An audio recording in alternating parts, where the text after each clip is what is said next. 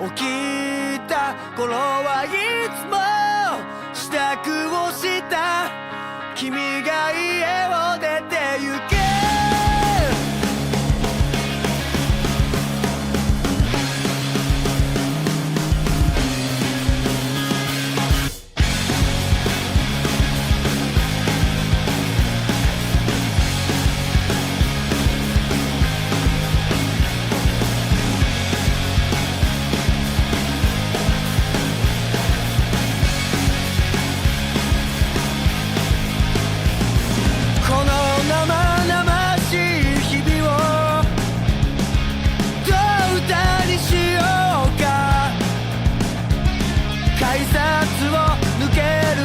君がいるような日々を続け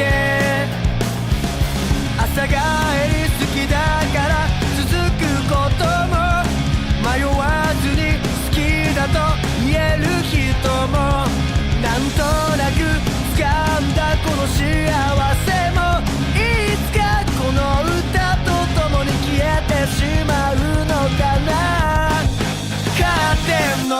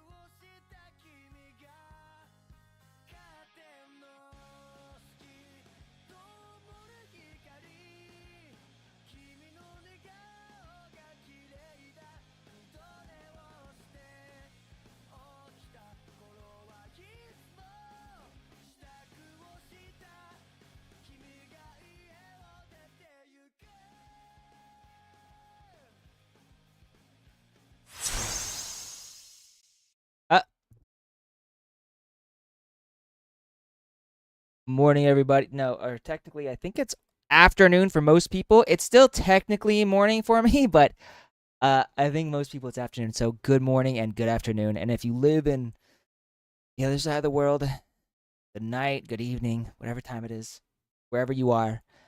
We're going to be doing some multitasking today. So I've got my lunch, which is it's slow cooked chicken with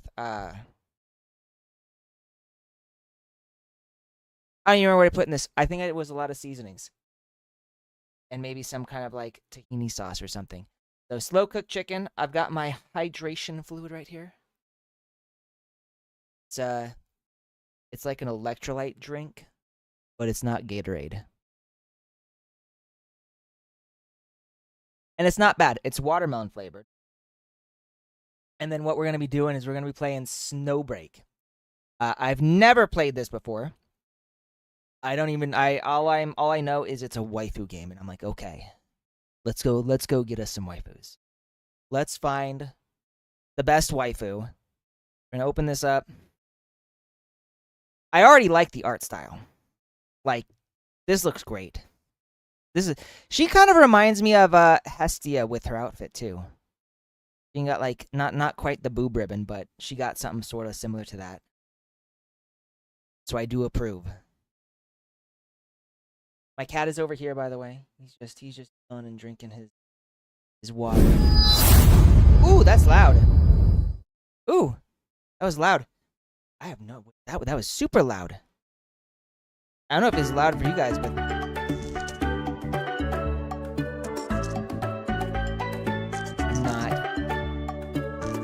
We're gonna sign in with my Google.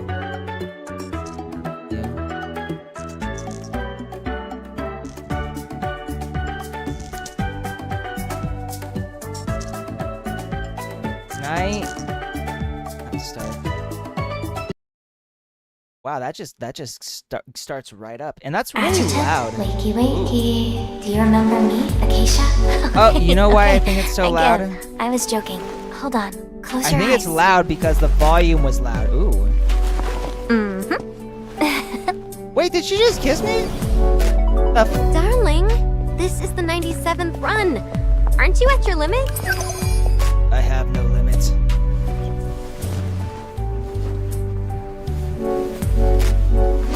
One You more know what? time. I like this already. All right. This might be the best you game ever. insist.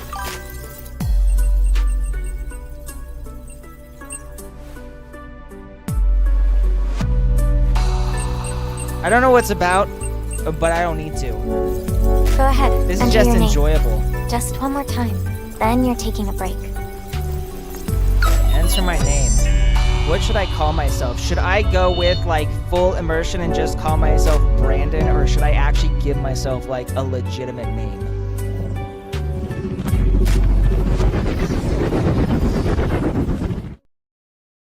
Okay, enter my name. I need to use this. Why do? Oh, okay. So I don't think I. Oh, I can. Okay, there we go. Name. Should I do Brandon or something else? Brandon or something? I don't know yet. It's a hard decision.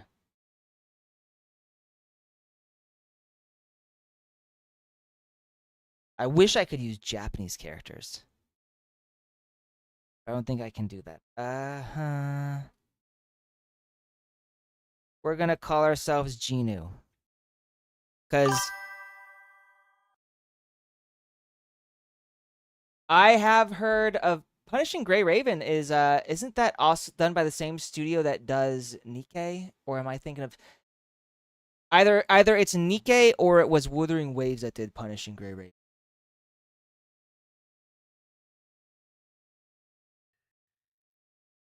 I don't remember. But I've not played Punishing Gray Raven, so maybe that's something else I should look into. Primary objective: eliminate Emir. Tactical lead. Oh, Adjutant. Emir. So Assault, we're going Life. Norse mythology Fire here. support, What the what? Sunny. Recon. Ooh. Acacia. I like Ready. her. Standing by. Life. Fire support locked in. I've got our flank. Combat simulation 98 initiated.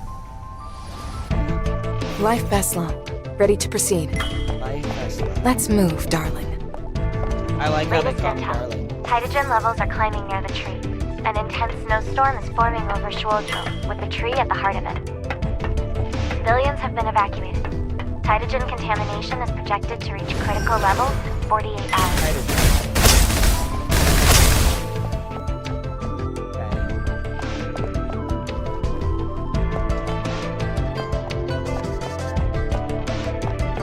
So it's a white Darling, shooter. we need to pick up the pace. Darling. Might Alright, need another let's go calibration. faster. Fast, open the settings. Sensitivity.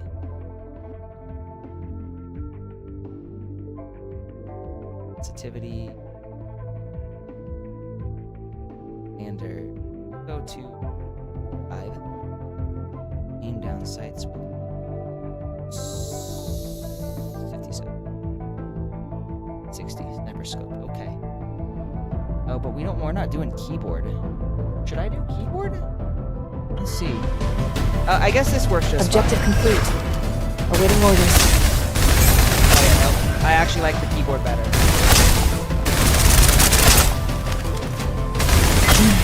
Feels just right. Hold right click. That was a touch slower than my best, but still within margin. Wait, can I... Settings, let's... Is that all we've got? Just the sensitivity? We don't have, like, sound? Oh. I wanted to adjust the, Initial calibration complete. Ready for something tougher?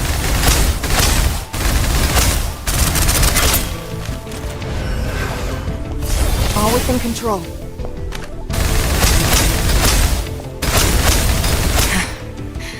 All in one go.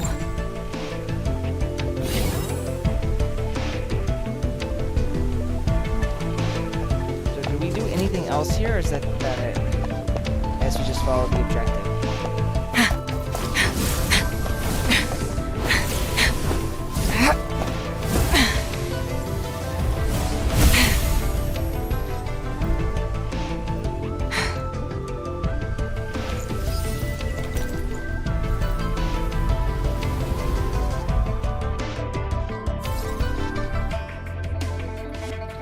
What's this little thing right here? This little eye.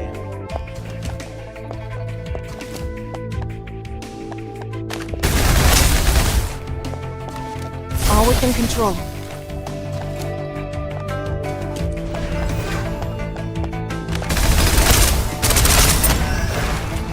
Target down.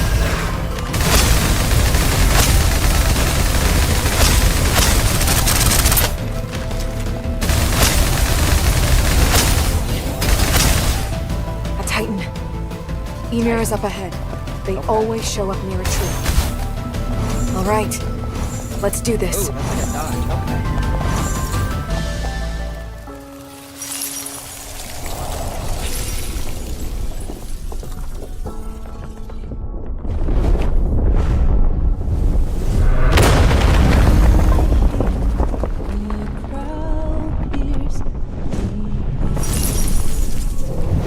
Ymir is a giant waifu. Alright.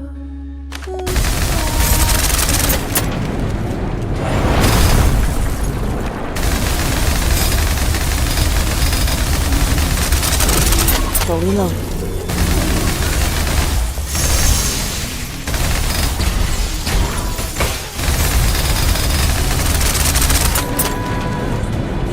All within control.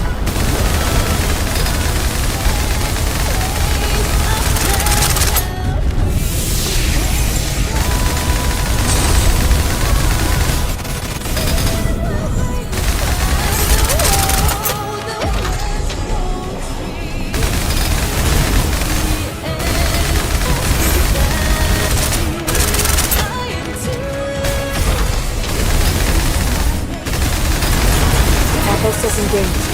I'll finish it off. Weakness exposed. Let's put an end to this.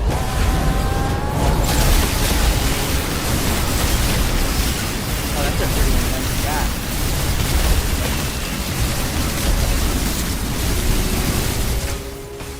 Okay. Oh, so that's what it is right there. I was going for a headshot the whole time. Fully loaded.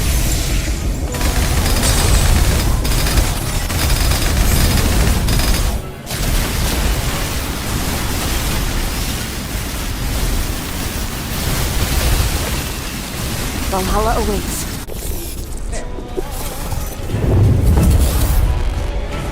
No matter how many times it comes back, we'll take it down. Like back then. Like today. It's over, darling. Enya Murphy. We're getting an early release. John Surian Sarte. We're being released as well.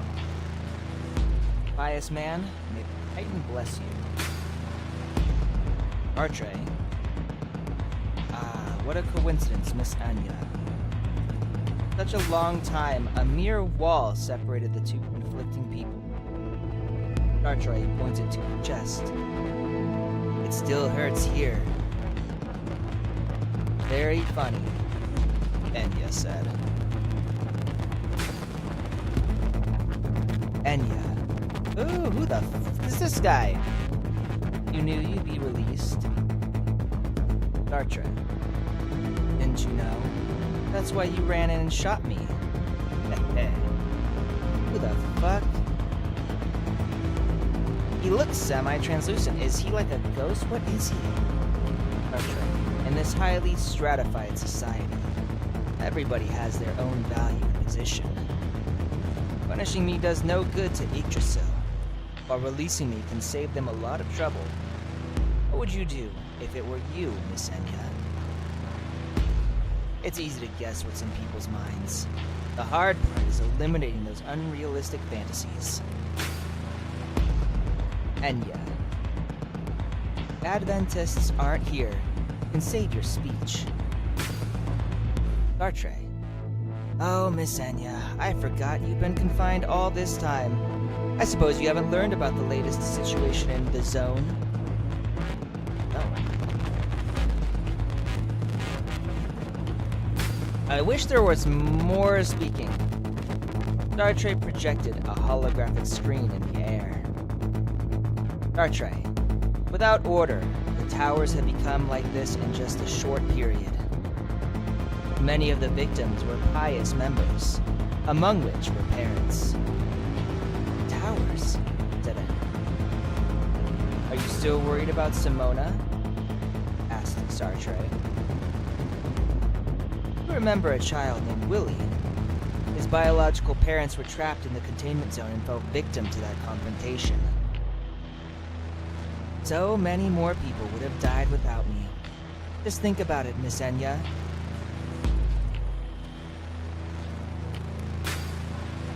Sartre. After witnessing such consequences, can you still easily say that you act out of kindness, and that I'm on the evil side?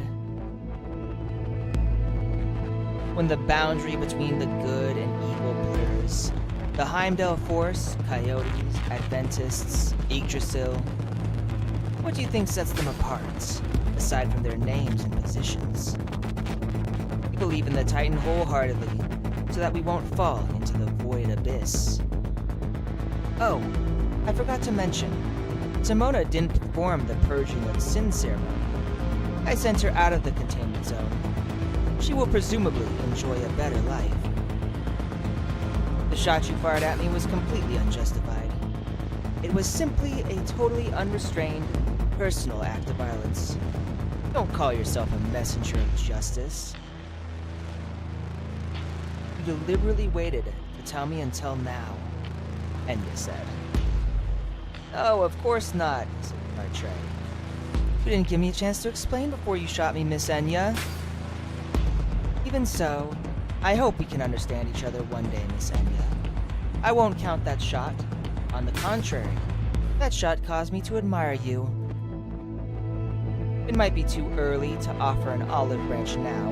My apologies. I'm really looking forward to it. In your dreams, said Enya. You've gone insane. It looks like we'll have to talk another time. Miss Enya, my jet has arrived. Do you? Willie. Because of me, that child's parents. No, I can't believe Sartre's words. There's a lot of backstory that they just skipped over. Are we gonna learn more about this? You would dare disturb my time alone with the adjutant. Commencing operation. Objective, eliminate the tree in Chojo.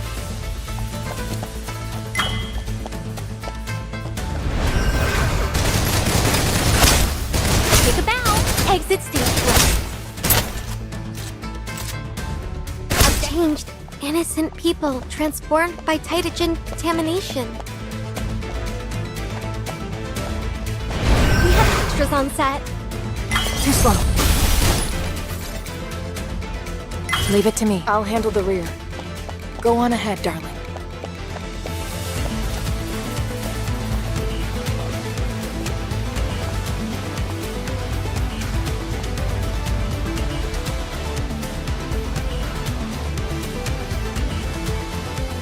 Is that like a branch of Yggdrasil? Fair.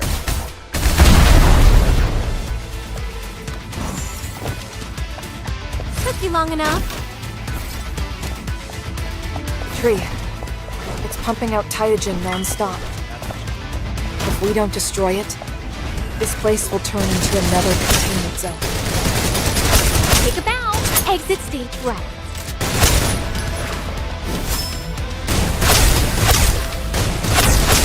Objective complete. Big surprise. I see. So that's her.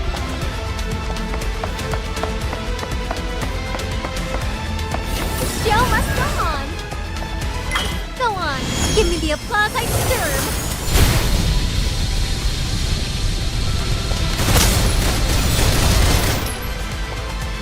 Hydrogen levels are spiking. Faster than they should. That's I have no idea Titan what that is. presence. Just as I thought. I'll deal with it.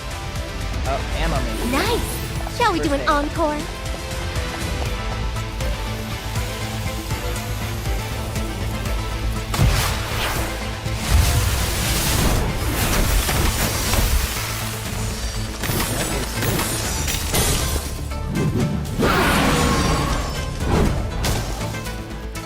Don't think it's a Titan.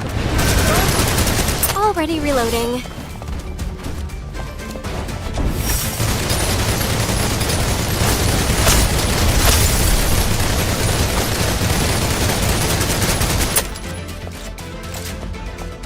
That's too slow. Hang back. I'll deal with this. Remember how they moved. There'll be more of them. Snow had begun to fall, and comms were glitching. Both effects of Titagen contamination. It was always like this near a tree. Still distant, it stood cloaked in white, snowy dream, like a vision from Shozo's old tales. A paradise, where the final stop on the road was shining emerald utopia. I jumped down from the cockpit. The ground was soft underfoot, blanketed in fresh green grass. Oh, darling, look. Oh, I like her.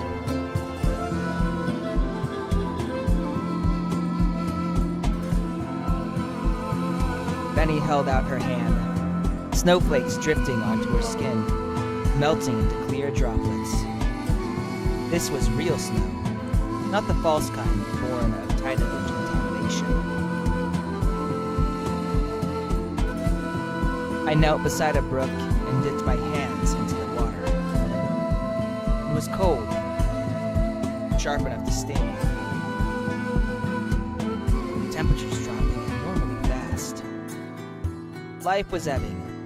In no time, the grass would wither, the earth freeze solid, and the creek might ice over. Our transport was already struggling.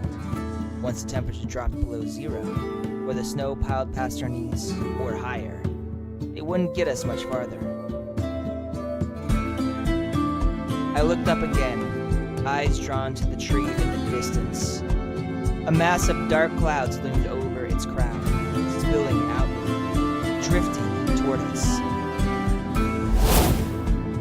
For a moment, I felt it. The tree was watching me, resenting me, fearing me, and resisting me. Then he stepped up beside me, eyes locked on the dark clouds rolling in, her brow furrowed. Then, with her usual fire, she grabbed my hand. Darling, look! That trail of clouds, doesn't it look like the path we're meant to take? Whoa, your hand's freezing.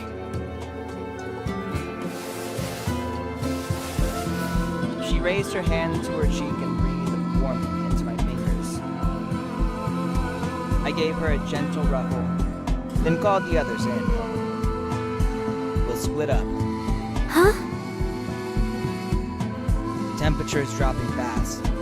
All this gear will be facing cold-related breakdowns before long. Especially the combat vehicle and fire support module. It won't last much longer in this weather. Energy's a problem, too. Any colder, and all this equipment turns into dead weight.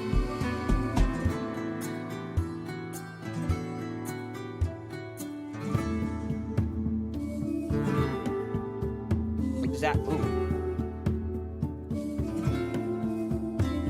Come on. Exactly. Once the snow gets deep, we'll need to set up a temporary camp. One of us will have to stay to hold position. I'll take most of the fuel, leaving just enough for the fire support module to drop in when needed. Fire support modules. They could offer remote heavy ordnance support, or be airdropped on site, giving light units the firepower to break through swarms. But if we run into a large enemy force, it'll be a tough fight. I've noticed with these three, there's literally like one of each size. We'll avoid direct contact. Once we lose the heavy gear, we'll move faster, be harder to track. That could work. But we'll be down one when we reach the tree. We won't. The ones staying behind will regroup before comms go dark. So, who's holding the position? Me! As much as I want to fight by your side, let me handle this risky job.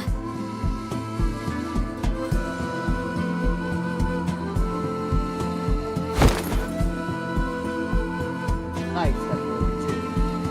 Wherever you need me, I'll be there. No, pick me.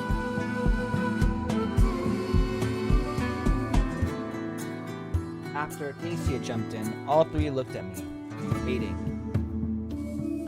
As I hesitated, Casey's gaze drifted between them. Life's your best shot for clean execution. With her watching your six, nothing slips through the cracks.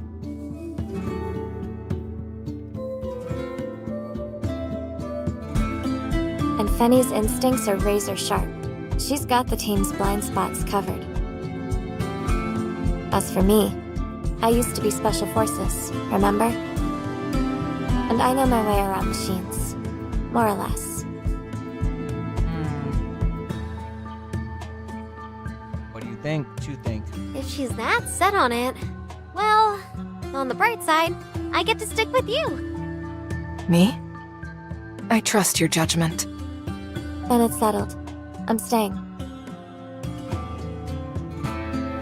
Alright, you were sure. I thought I was gonna get to choose, but okay. But listen up. Don't stay past half a day. Once you've confirmed we won't need fire support, move to rendezvous. We'll leave trail markers.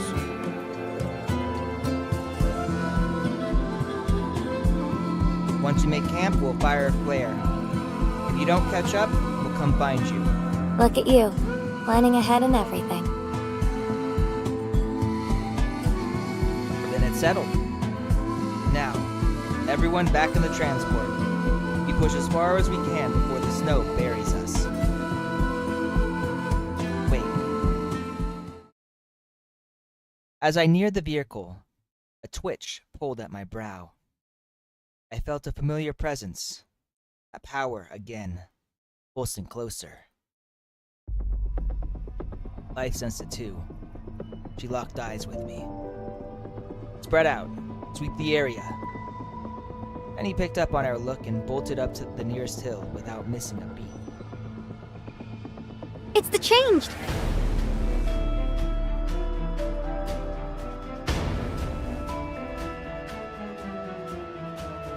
How many? Where from? All sides! They're everywhere! Sounds like trouble. Gunfire ripped through the calm plains.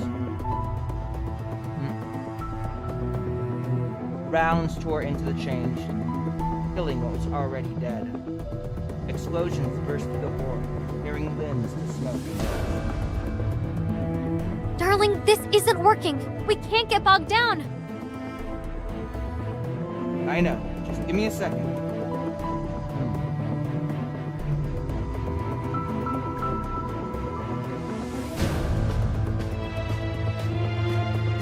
I frowned. Something was pulling them in, luring them straight toward us. Was it the train? Was the crew this time too? And if so, why strike now, instead of waiting for the cold to give them the upper hand?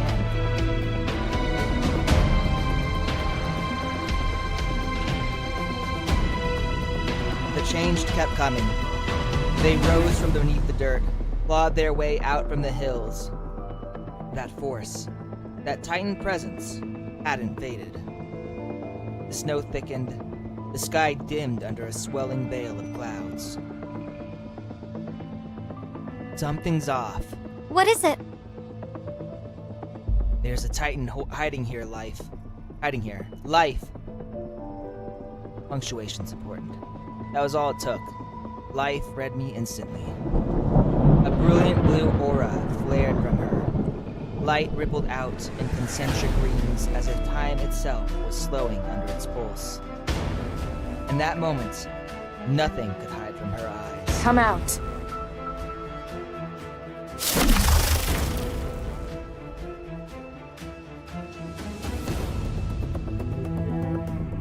Blue bolts, or bolts of lightning, surged from her, crashing down like waterfalls, snaking through every crack in the earth. A heartbeat later, the ground began to tremble. It's beneath us! I've got this.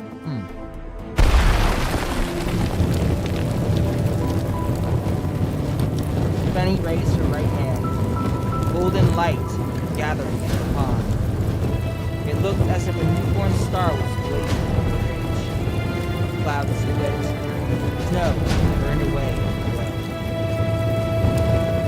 Light flared, then like a sun crashing into the grass. The hill cracked wide open. Benny had carved a crater several dozen meters deep. The Titan's form smoldered and rumbled, dark red and scorched, dry. Trying to climb it, his limbs half severed. Benny's other hand lit up, charging for a follow-up strike. I raised my hand. That won't be necessary. A flicker of gray flashed by the Titan, which then crumbled to pieces. When the dust cleared, Acacia was standing behind it. I turned. The change had reverted to their usual state, dull, slack, dripping without aim. Above, the clouds Benny had burned away were rolling back in, dense and gloomy. I stared at the distant tree, until a pale white mist floated over it, veiling it from sight.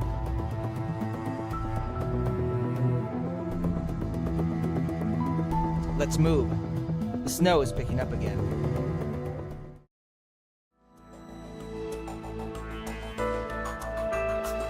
The sky had darkened so much, you couldn't tell where the clouds ended and night began. We made camp, set up the lookout, and settled in. Danny took first watch. Life would handle second. Acacia, needing to deploy solo later, turned in early. I sat on the edge of the bed, poring over the map. Acacia lay beside me. Life sat across from me. Judging by the snowfall, we got at least 4 days ahead of us. Life didn't respond. She just gazed out the window, watching the snow come down. It's only going to get tougher. Supplies, air, snow. And the changed. The Titans. Yeah. Still, I can't shake this feeling that the tree's afraid of me. It knows what I'm trying to do. It knows I'm hunting it. So we hunt trees. I opened my hand and stared down at my palm. The power I carry. No one else has it. The power to wipe out a tree.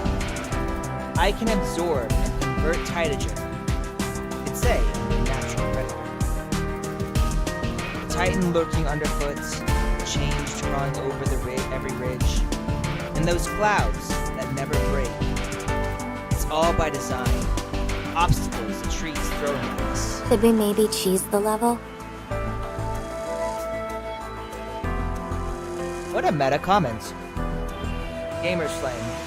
Bypassing a tough stage by exploiting the system. You're still awake? Hold too many all-nighters. Can't sleep this early. Crawled over and leaned on the table. With this snow, we're just gonna keep getting slowed down. And if your gut's right, if the tree really is trying to stop us, then it's basically a tower defense stage. The longer we take, the more corn shooters and pumpkin guards on the way. I feel like that's a reference to something, but I don't know what.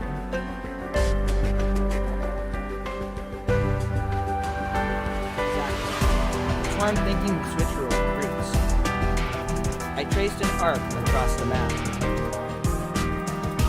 From here, we follow the river. What about supplies?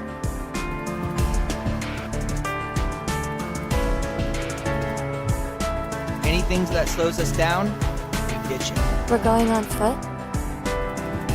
Yeah. Don't look at me. You know I won't object.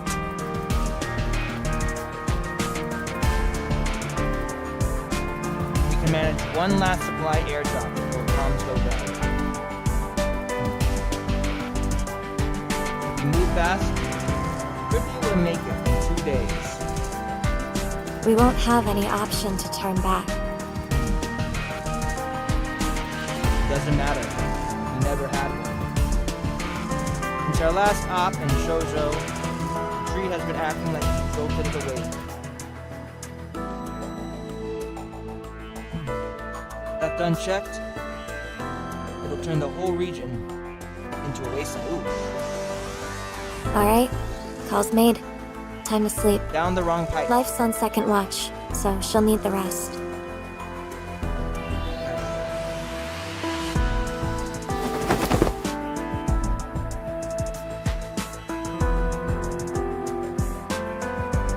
I left the lamp on and slipped under the blanket beside it.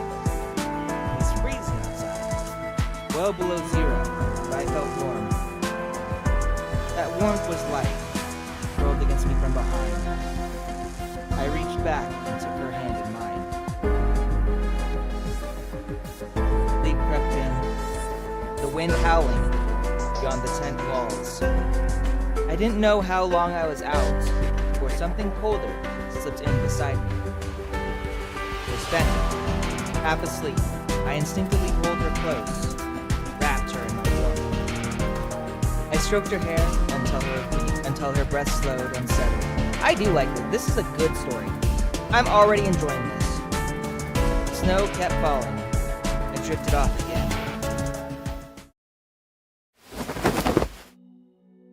Dawn had just begun to break. Aisha and Fenny lay curled in my arms, both stirring in their sleep.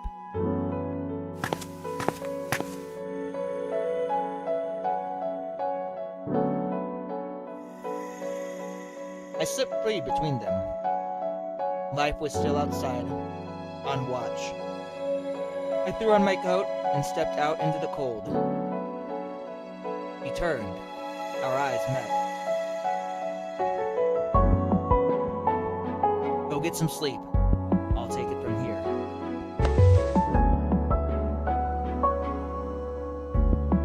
She shook her head, stepped forward, and rested her forehead against my shoulder. After a few seconds, she straightened and gave me a little shake, like she was shaking off. I'm good. I cupped her cold cheeks and leaned in, nuzzling against her. The chill chased off the last of my drowsiness. Get some shut-eye. Move out in half an hour. I don't think half an hour is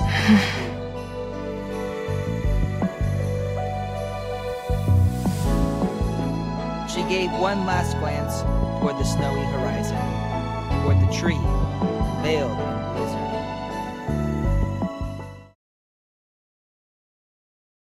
Floating to the... Just give the order. We'll take care of this quick. No snow here. Figures. Now's our chance. Let's move. Alright, let's go. I'm almost done with my lunch, Enemy too. forces.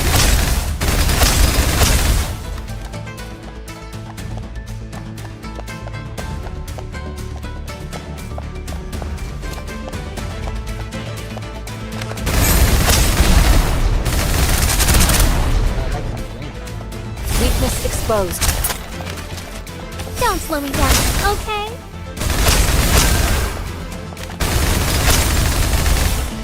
Took you long enough. Victory is mine, obviously.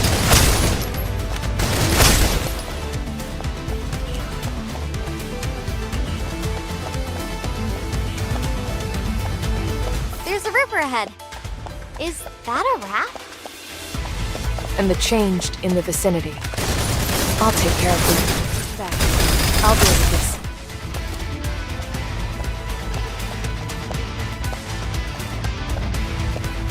Ready.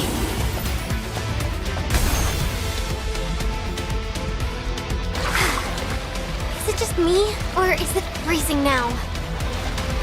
The temperature started dropping after we took down the first wave. Oh, cutscene. Like an actual cutscene.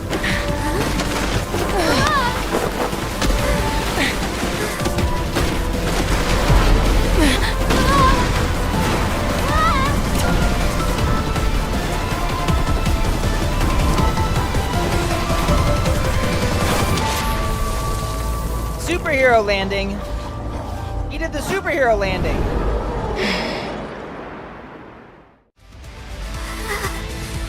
It's getting even colder now.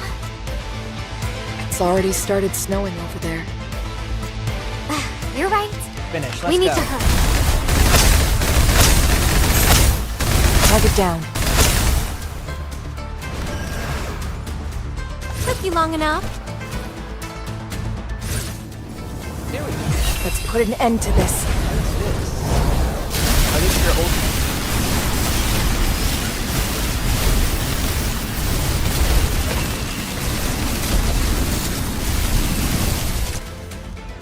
That's pretty intense. Are those Heimdall operatives up ahead? What's that? My friend, I've reached the designated position. Leave the enemies here to me. Go ahead. Focus on what you need to do. Chang Xin. Okay. I'm assuming she's someone we will get at some point in time, maybe? Enemy forces.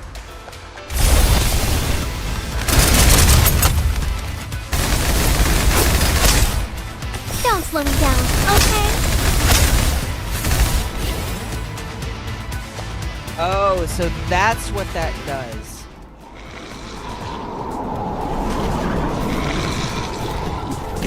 So pressing X when you're light basically is like having Benny hit you. They're closing in again.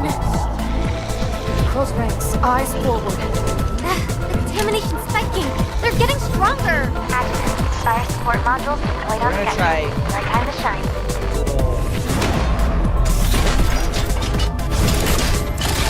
this thing right here. Oh, it's not bad. Enemy forces.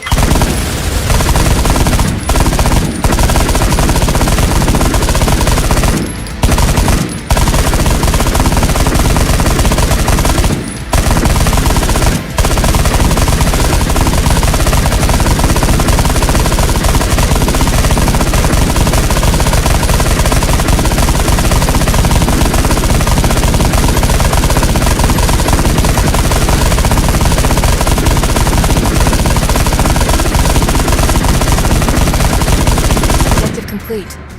Awaiting orders. Can you hear me? Oh, not bad. Hello? Is this coming through? Coming in clearer now. Hydrogen levels just hit critical. This will likely be our last transmission. Okay, good. How's it going on your end? Oh, she's glitched out bad. Rather smoothly. We haven't encountered any enemies since we took down the Titan. I've sent you our coordinates. I think we encountered a lot of enemies. But It feels heavy here, too. I'll move out once I send the air trap.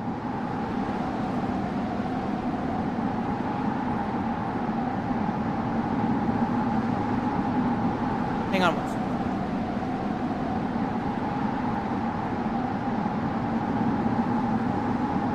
Coordinates complete. Calibrating now. So these things have like peanut butter on the inside. And then you dip them in jelly. So it's basically like peanut butter and jelly. It's Payload interesting. is airborne. ETA, 5 minutes. But it's also dehydrating. My mouth is so dry right now. We'll resupply on the spot.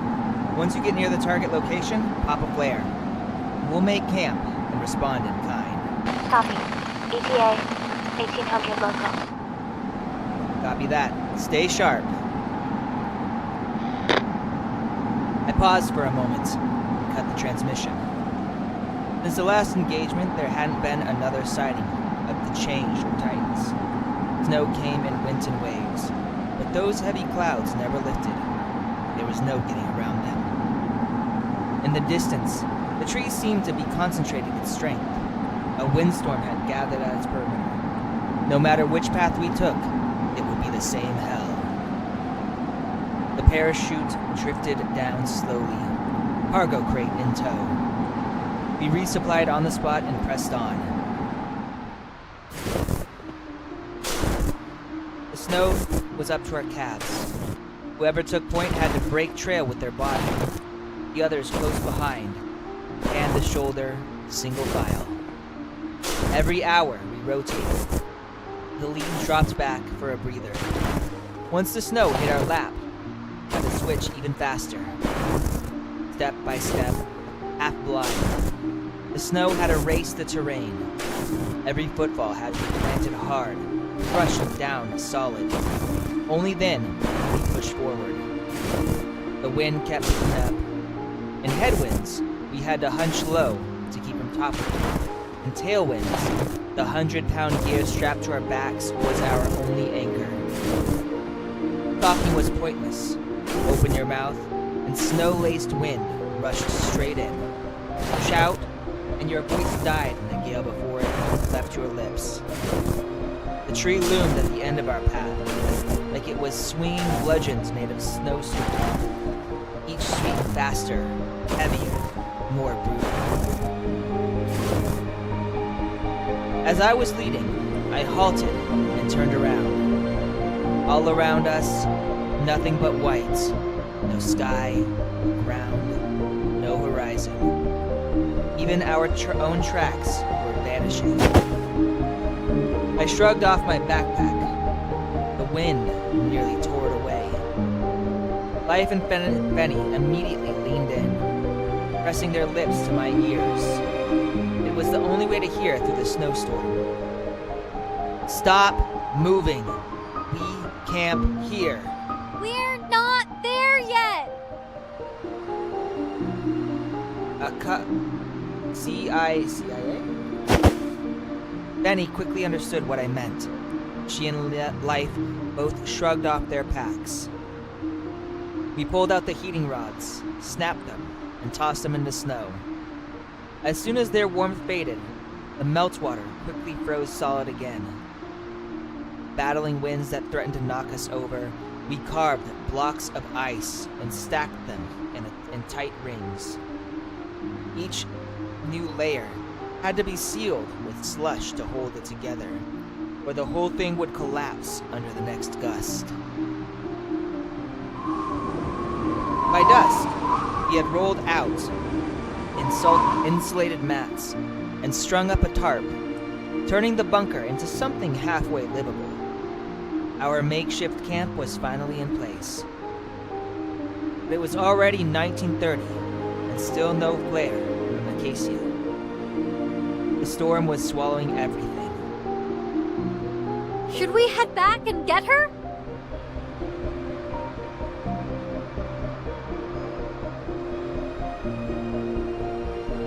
One of us stays, two go. Life, stay here and get dinner ready. We're not back by morning. Retrace the route.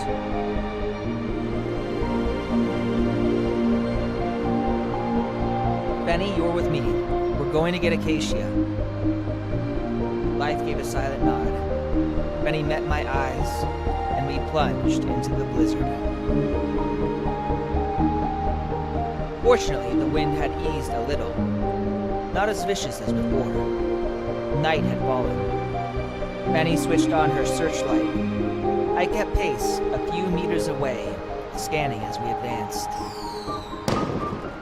I'd fire a flare every 10 minutes. This one was the last.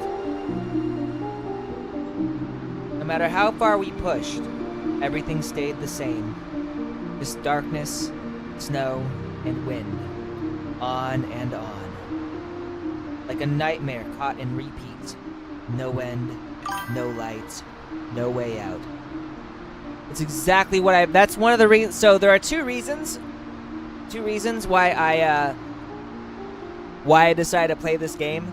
The first was honestly, I heard a lot about the jiggle physics. And then the second was the fact that I heard your character was actually like intimate with the female characters in the game.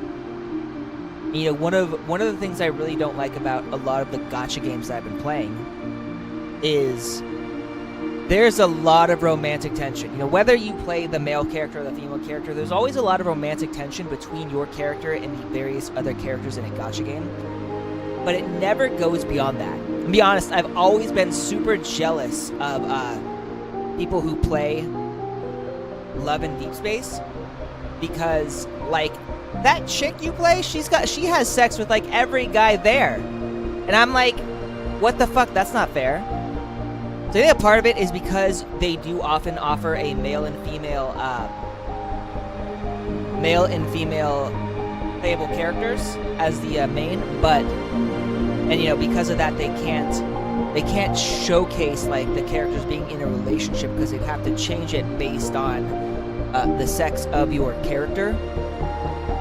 But it still bothers me, so I wanted to do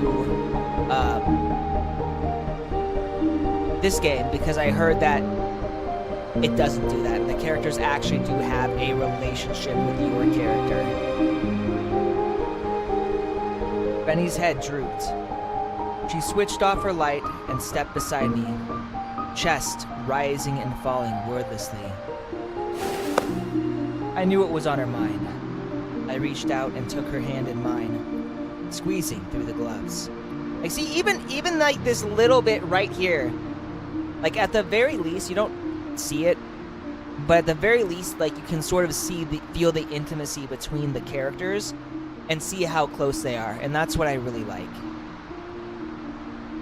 She inhaled deep, flicked her light back on. Hand in hand, we pressed on.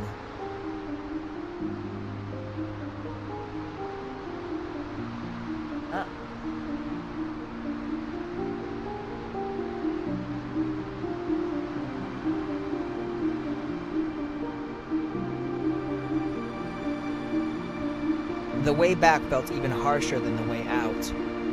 After what felt like an eternity, I stopped and loaded my final flare. I raised the barrel and fired. A red streak shot into the distance and vanished into the snowbound hills. Still no response. What should we do now? Benny's voice was calm, too calm for her. Beneath it simmered frustration, helplessness. If she could blast the storm away, she would have, just so Acacia could see our flare. Give it a minute. The wind kept clawing at our ears. Snow poured like loose sand, and the dark still stripped away every sense of bearing.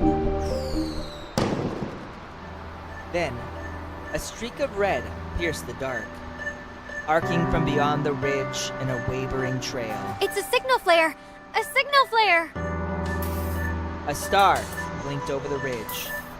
It was from a headlamp, smothered by snow until it flickered like starlight. It moved slow but steady, drawing closer. The star grew brighter, its glow sharpening into a beam. And beneath it, Acacia's frost-dusted lashes and brows. I pulled her into a hug. She wobbled a bit, patted my back, and flashed a lopsided grin.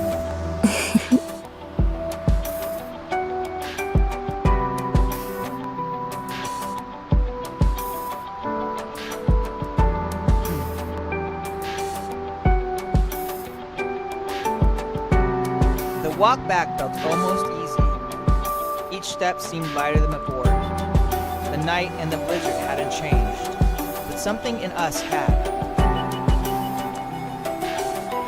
Through that world of swirling black and white, we made it back to our makeshift camp at last.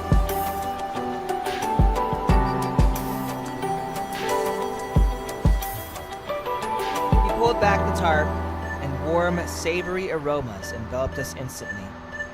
My hair was damp and cold. Life helped me on my coat and hung it by the heater to dry. I couldn't help pulling Acacia into another hug. Just what took you so long? I did send a flare, but the snow was so heavy.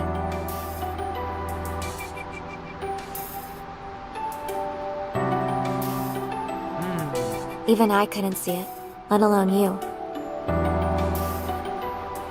So I waited for the snow to let up. Then I just kept a steady pace and headed the way I figured you'd be, preserving my strength.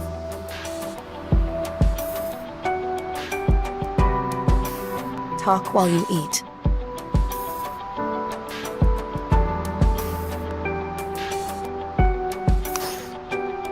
Life had made borscht. I took the bowl of the soup and took a sip. Tangy, rich.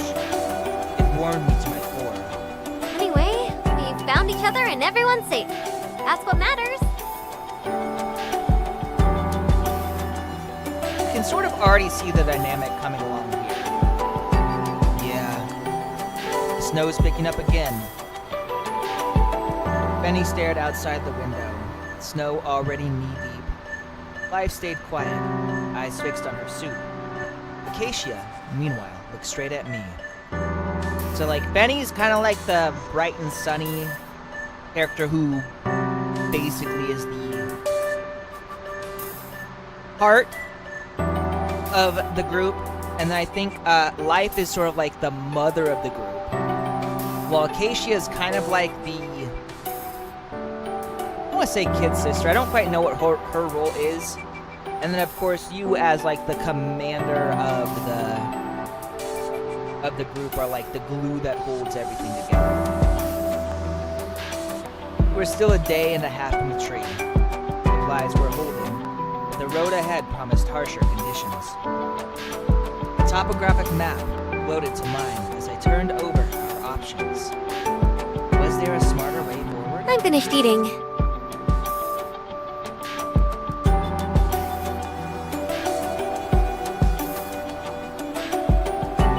Stuffy in Finish. here.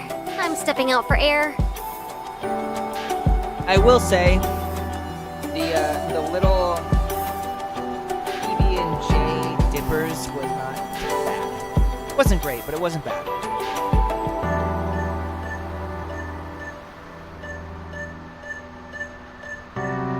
Benny lifted the tarp and stepped out.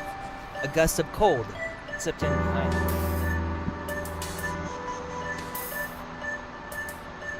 Life ladled herself another bowl, which she then finished unhurriedly. I'm going to take a look outside too.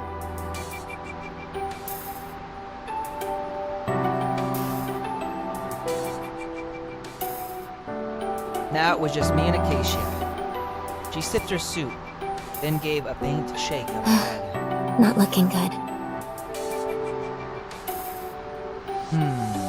What's your take? Honestly, I think we're in decent shape. Maybe even better than that. Oh? The cold and the storm are tougher than the Titans. I'm betting it's one of the tree's tricks. Well, it's not exactly a tactical failure. No one plans for the enemy running cheat codes. Good thing we came prepared. After those rigorous sim runs, this blizzard's nothing. You were totally worried about me earlier, though. I could tell. I didn't answer. Just pulled her into my arms. So, what now? We burned the boats. She looked up at me from my arms, wide-eyed. Got fresh intel. No sense clinging to the old plan. Pitch everything. Go light the tree in a day. In a day? Sure. If the wind feels like giving us a ride. Losing heart? No sweat for me. Can't say the same for those two, though. Right. I set the bowl down, got up, pulled on my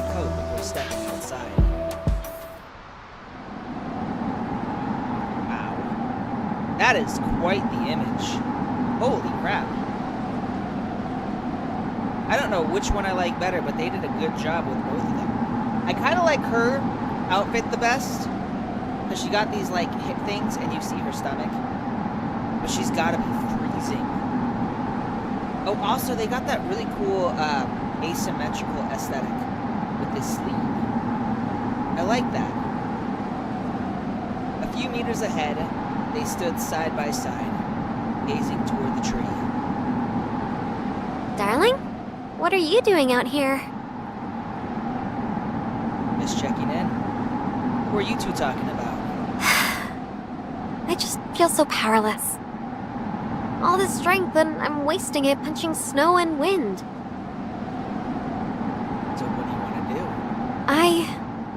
I want to charge that stupid tree and tear it down myself. What? Trying to steal my job?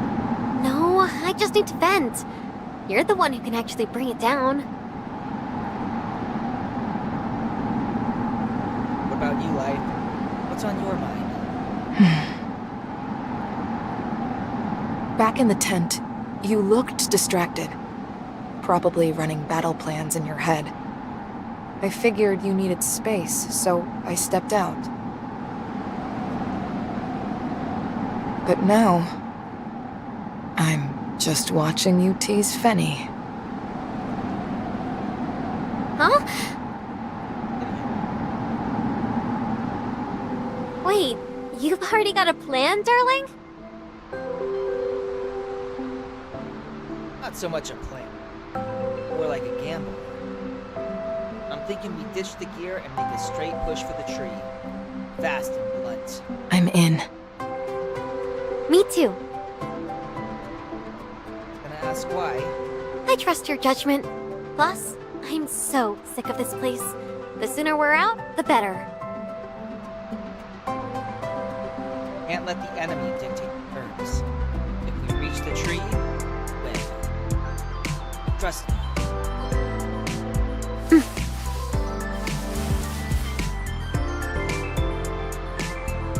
I ruffled Benny's hair. She caught my hand and held it tight. Snow kept falling. Against an enemy like this, sure myself. This was the kind of moment where willpower made all the difference. Life reached over and took my other hand. Our spirits were taut, pulled to the brink. One last day, that's all it would take. Didn't make it. No, failure wasn't an option.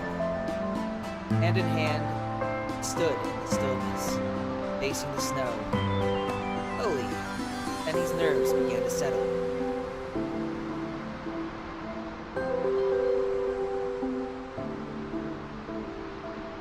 After the last warmth of dinner faded, we headed back inside. Camp was cramped, barely enough to lie down. Oh, something, sleeping bags alone weren't cutting it. We tore them open, layered them with our clothes, and just barely covered everything. Life lay on my right, her warm, steady, and soothing. I tucked the covers around her. She brushed a soft kiss across my cheek. I was on my left, fingers laced with in mine, palm radiating heat. Dacia nestled between my left arm and side, half curled against me. Body was cold. Maybe the journey back had been harder on me than she had on. Quiet resolve, we drifted on, undisturbed, at peace. Outside, the storm still raged on. Next morning, camp's entrance was buried. Outside, the snow reached our waists, still falling hard. After a quick breakfast, we geared up. Penny reached out and knocked down the walls of our shelter.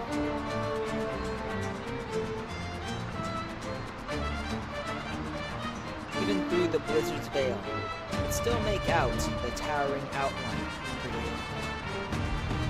We exchanged a glance and pushed into the snowstorm. Huh. That's a good. Reminds me of the anime.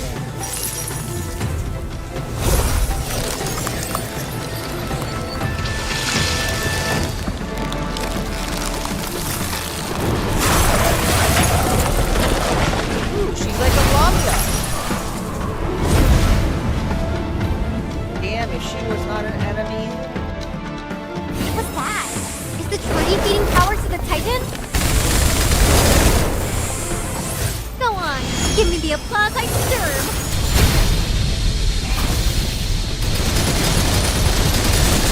Nowhere to run.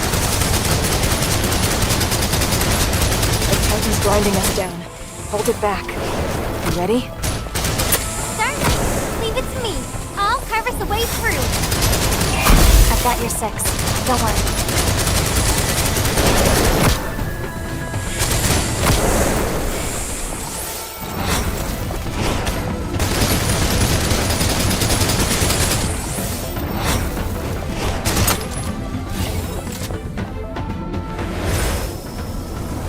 Let's put an end to this.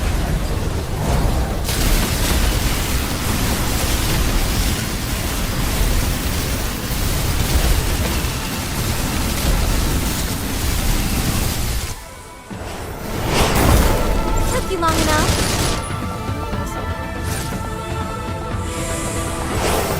Don't slow me down, okay?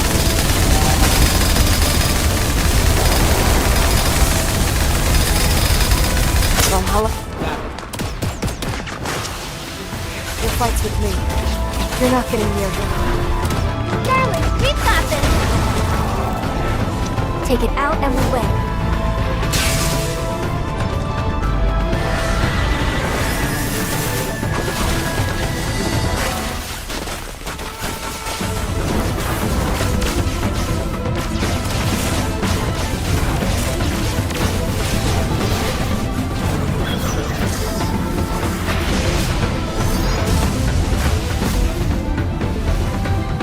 I will say the action scenes aren't quite as good as standard gotcha games and adventure games, but I do like them. They're not bad.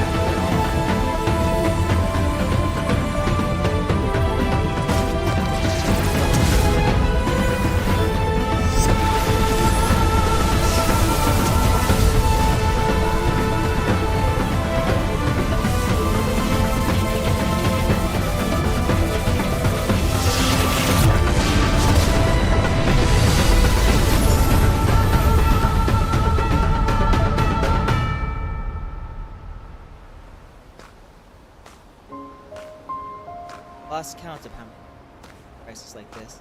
Surely countless trials await us. Must press onward, no matter what happens. Forward. Will prevail. Save the world. Saving the world and protecting it, kind of the same thing. Adjutant!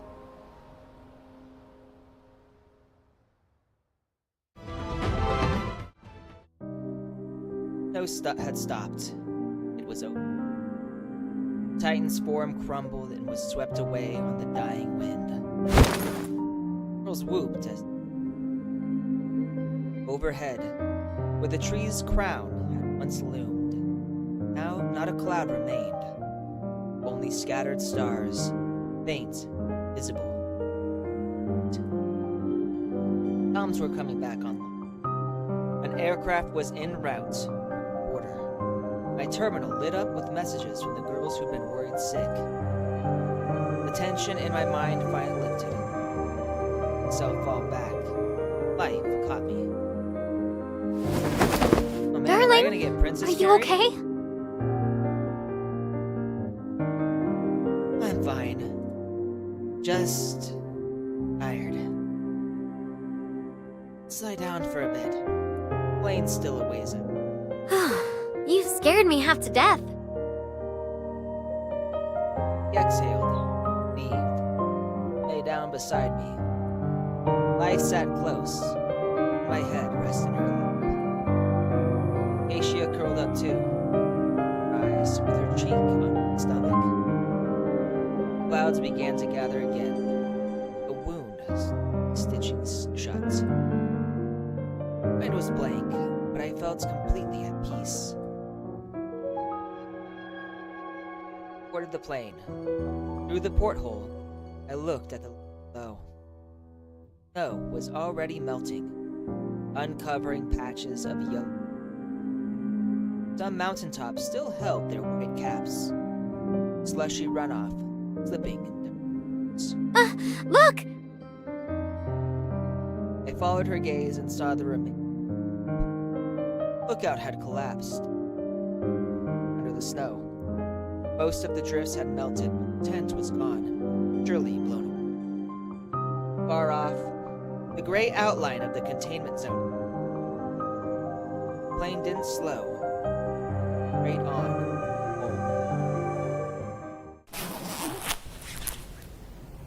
After we arrived back at the base, I took a hot shower and changed. Patrol wrapped the room in soft warmth. The bed was plush. The first time in days, I could finally let go. Exhaustion crept in. Flowers sat on the windowsill, soaking in the sun. I didn't bother with the curtain. Just threw an arm over my eyes and drifted off.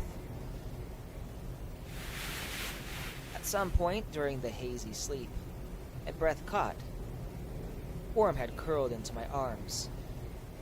Another presence, breathing steady at my back. I stirred again. The room was dim. A faint slice of light peeked through the curtains.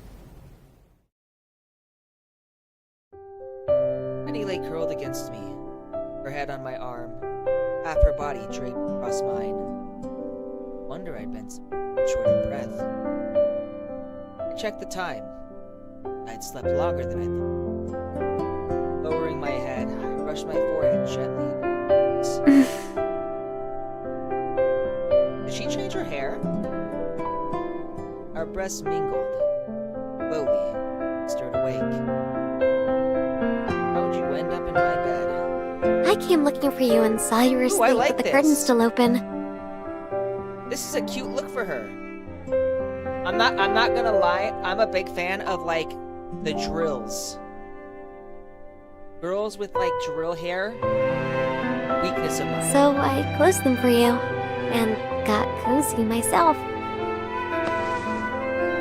Let out a drowsy hum. Slung a leg over me. Always do this. Treating me like a body pillow. You don't like it? Oh, that's a fucking clutch. Holy shit. I do. I'm glad this is a protagonist who actually can say, yeah, I like this. Do more. Probably get up and grab it. I rolled over. Oof.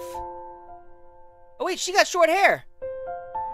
She cut her hair, or is that like just normal? Did she have short hair the last time? I thought she had longer hair. Imagining it. Oh, that's cute though. Someone was behind me. I rolled right on top of her. Benny and I both rolled her. Acacia! Again? When did you sneak in? Hey? Squash you, did I? I'm fine. I think. Benny propped herself up, paying a glare at Acacia. Just ducked her head and played bed. A sudden knock came from the door. It creaked open a sliver, Life's voice drifted. Dinner's ready. You three, come eat if you're up. Three of us exchanged glances, quiet awkwardness in the air. We got dressed and made our way to the canteen. Whether by luck or design, every operative will be back at the base tonight. Little celebration, no cake or champagne. There's plenty of heartfelt welcome homes. As dinner wound down, I noticed Intelligence Officer Caroline approaching from the corner of my eye. Something up? The boss wants to see you. Oh, she's a little shorty! Wow, she's adorable. Holy shit, she's cute. Got it. I'll head over now. stood for her to catch my hand. Hey, Is there something else? welcome home. Oh, that was super cute. I smiled. Stepped forward, cheeks flushed, pulled me into a hug. Office. I sat across from her as she frowned over the mission report. I underestimated it. The tree in Shuojo was stronger than we expected, and more anomalous. Huh. She's definitely giving me mother vibes. I'm gonna call her Melvin. In hindsight, this operation was a bigger gamble than it should have been. No one can see the future. They laid solid groundwork for the operation. What happened was... Regardless, you did well. Thank you for your hard work. They're all expecting you. Go have some rest tonight. Don't keep them too long. There's one more thing. I'm listening. When I touched the tree, I saw fragments of the past. Hero, pi. That's pi, right? That's a symbol for pi. I'm not imagining things. Hang on one second. Pi. Symbol for pi. Yes, okay, that was so weird. Like, I know that symbol. Etta, Ella, in shards of memories that felt missing, forgotten. Memories of what? T's eyes narrowed slightly, got up straighter, though her voice stayed calm. Mistletoe Station. And you. Me? Yes. I can't recall the images, only the feelings they left behind. Just knew those were things meant to be forgotten. Well, I had to remember. I see. You know something, don't you? I made you a promise, Adjutant. A promise not to tell you.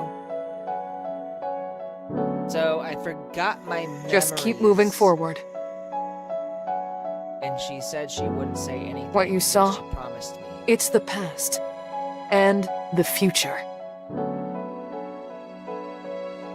Your They- future. Heimdall's future and... this I world's. don't want to do that. No.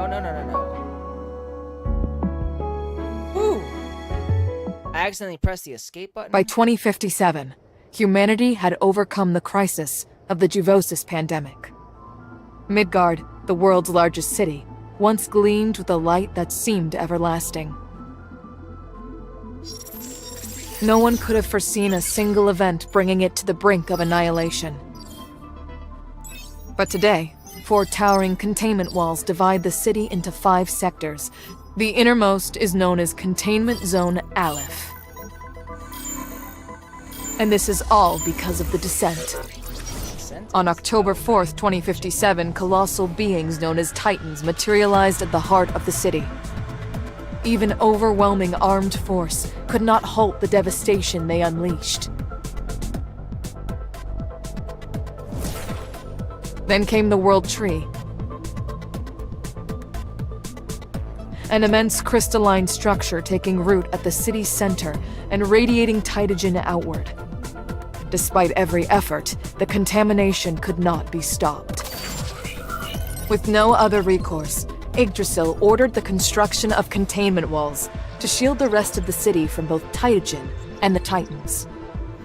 Of course, we knew the cause of the descent. It was triggered by an AI created by Yggdrasil, Edda. So this cute little lowly character is... Operating from Misteltein Station in Earth's orbit, Edda had become a threat that had to be stopped. Yggdrasil dispatched a team, led by you, head of the security department, to the station. But once inside, your team went silent. All contact was lost. 3 years passed. Then, a lone escape pod returned, carrying you. and with you, humanity's last hope. You told me you would carry on your mission, that you would lead Heimdall Force against the Titans, that you would become the Adjutant. Through courage, wisdom, and solidarity, Heimdall has endured. Under your command, the squad has faced countless trials, growing strong enough to challenge even Ymir. During the crisis in Shuozhou, you have uncovered truth after hidden truth. And now, fate has brought you to a mysterious ancient manor. What happens next, you will witness for yourself. Fun. Okay. So, standard destruction of the world. Yay. That's so much person. Okay. Good news. You can assign new operatives. Assign current ones right here. So we go now. Okay. Pipe. Stella.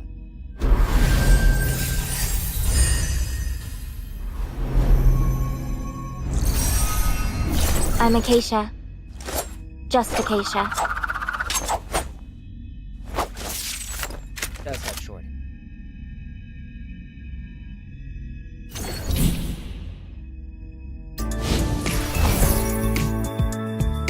Supplies, remember to check the quartermaster.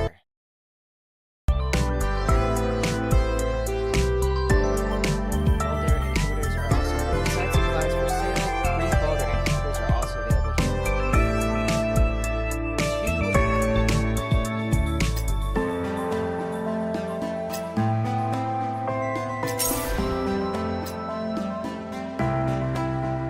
Everything else costs.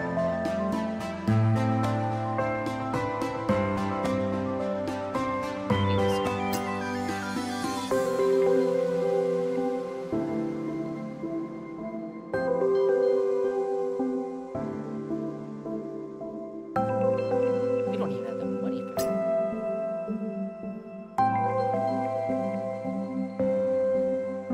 Sunset Soaker, I don't know what this is, but I want it.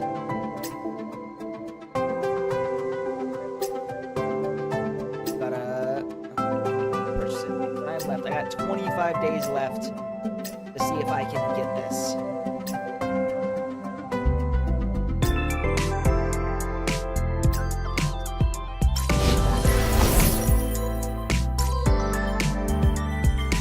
Adjutant, preparations for the new mission location are complete. So I guess all we can do right now is the main story. Gonna check the upcoming mission details here.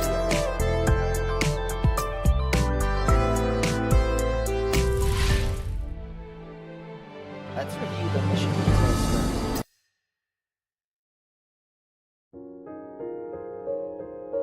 Few days had passed since the end of Operation But the company still wasn't at peace yet. A multitude of intensive research projects had working to reveal the secrets of Beijing.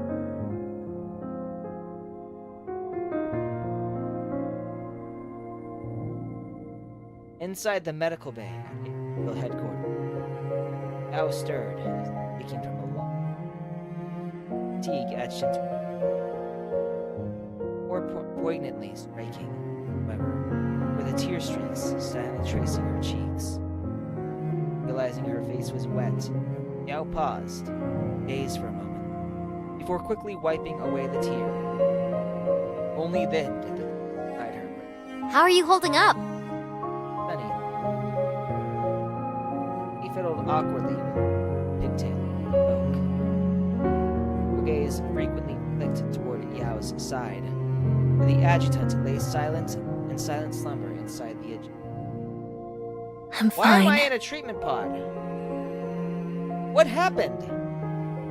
Pulling herself from the remnants of that emotional immersion, Yao shook her head in a faint smile. If there's one thing I'm good at, it's sneaking in a nap during work hours. Come on. We both know this is nothing like napping. I've been there too. It's no picnic. Trailed off mid-sentence. Yao's calm yet Oh! I can scroll! I had no idea. Holy shit, okay. Benny trailed off mid-sentence. Yao's calm yet resolute expression brought back memories of her own time in the spindle system with the adjutant. Understanding what Yao might be feeling, Benny switched topics. Anyway, Before Benny could ask about the adjutant's condition, Yao preemptively pressed her unspoken comment. He's doing fine. A bit too spirited, actually. My. Benny let out a small sigh of relief, though a trace of worry lingered in its voice. spirited, huh? That's not necessarily a good sign.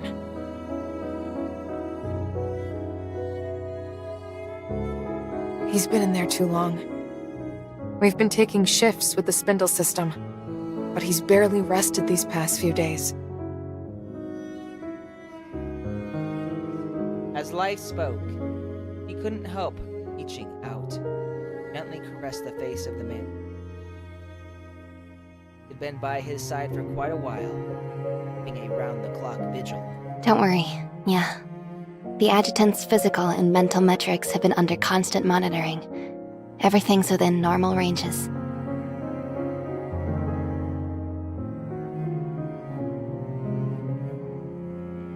On the opposite side of the pod,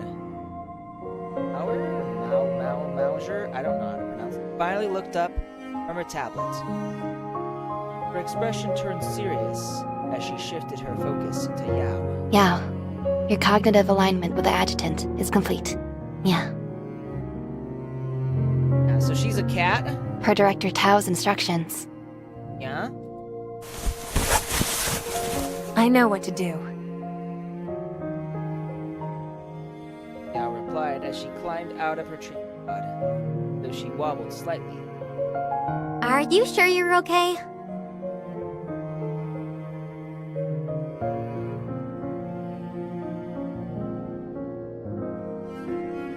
Benny stirred, tending to steady Yao. Yao waved her off, bracing herself. She made her way to the adjutant's pod. I'm fine, really.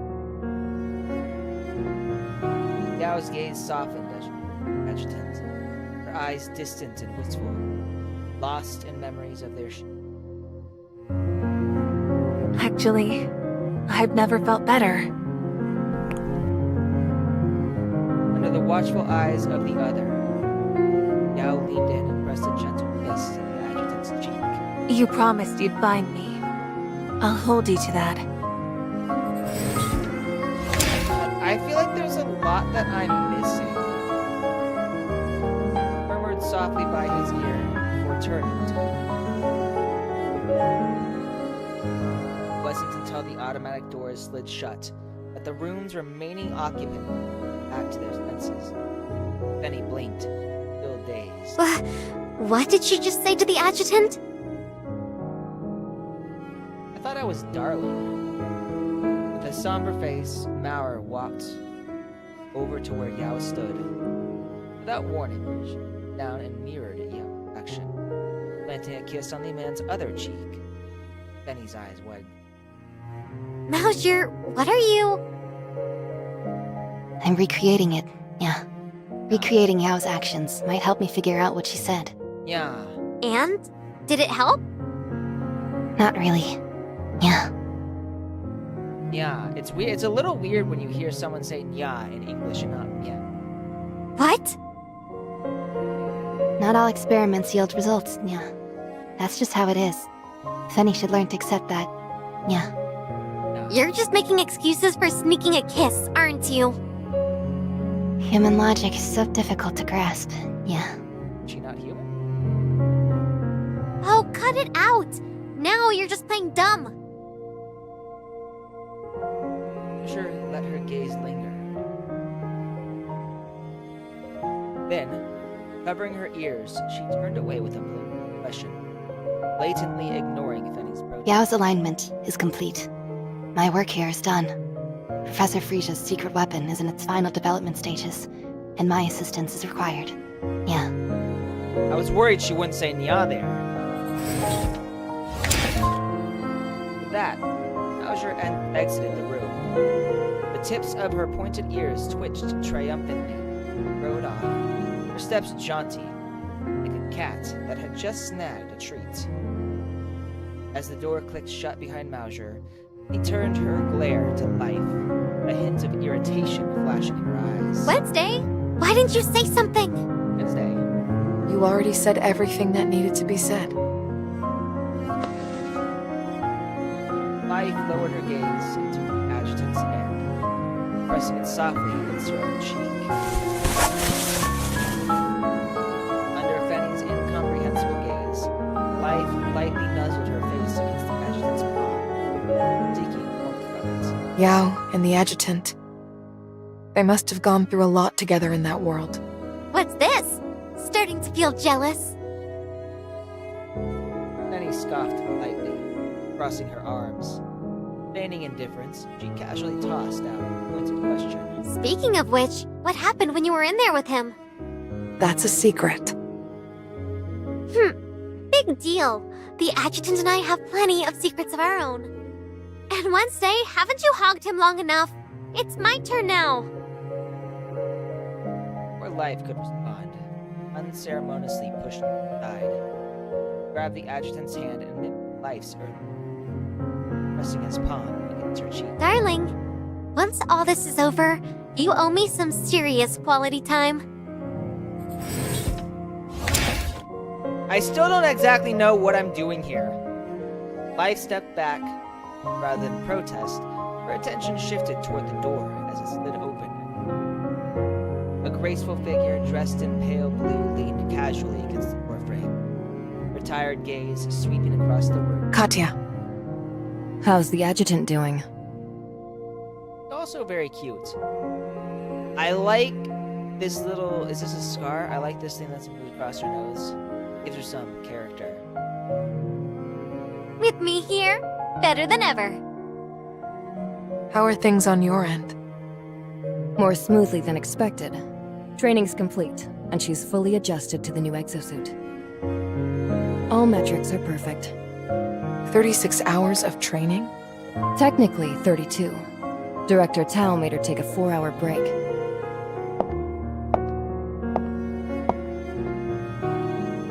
As Katya spoke, the sound of approaching footsteps echoed from the corridor.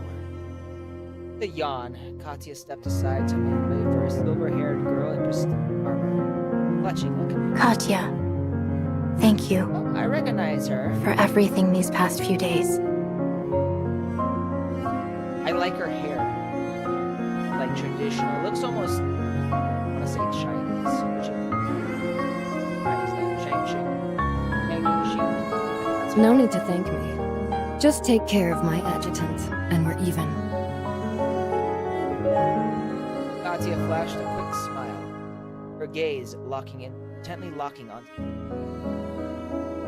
Without hesitation, she strode toward. After all that hard work I've done for you, a little reward isn't too much to ask, is it? Words were soft, whisper. Then, without warning, she leaned down and captured the adjutant's lips in a passionate link. What the f? Okay. Aren't I, like, asleep in all this? I mean, I guess it's fine. I'm assuming they all have a relationship with him, but still. Why am I asleep for this? Only half a minute later did Katya pull back, satisfaction gleaming her. So she kissed me for a full 30 fucking seconds? Standing her flushed cheeks in one hand, Katya's gaze swept over Fenny's wide-eyed shock, Life's subtle frown, and Cheng Xing's blushing face and clenched fists. With a casual wave, she turned and strode toward the door. I'm off. Don't bother walking me out. I need some rest. There's plenty more to do later. Will you enjoy the game? Yeah, the prologue. You're actually starting like 70% of the way through the story. What the fuck? Go back and play at the beginning. That is so confusing. Also, welcome Tin Can. But that is so confused. What the? Why did they do that? I have no idea what I'm even doing here. Who said anything about walking you out? That woman. Okay, The so nerve that, of her but that doing does that right explain a in lot. front of me?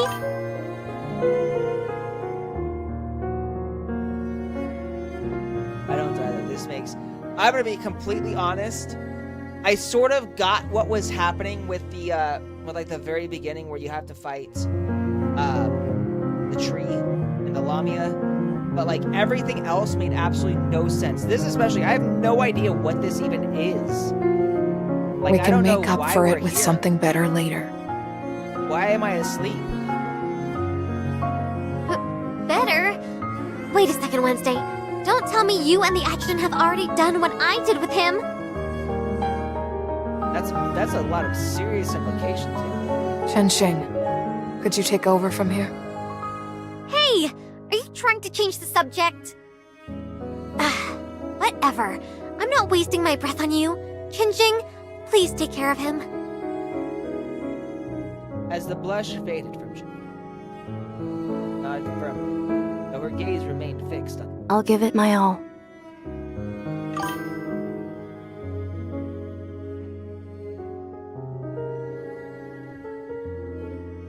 Adjutant. Why did they? This is so.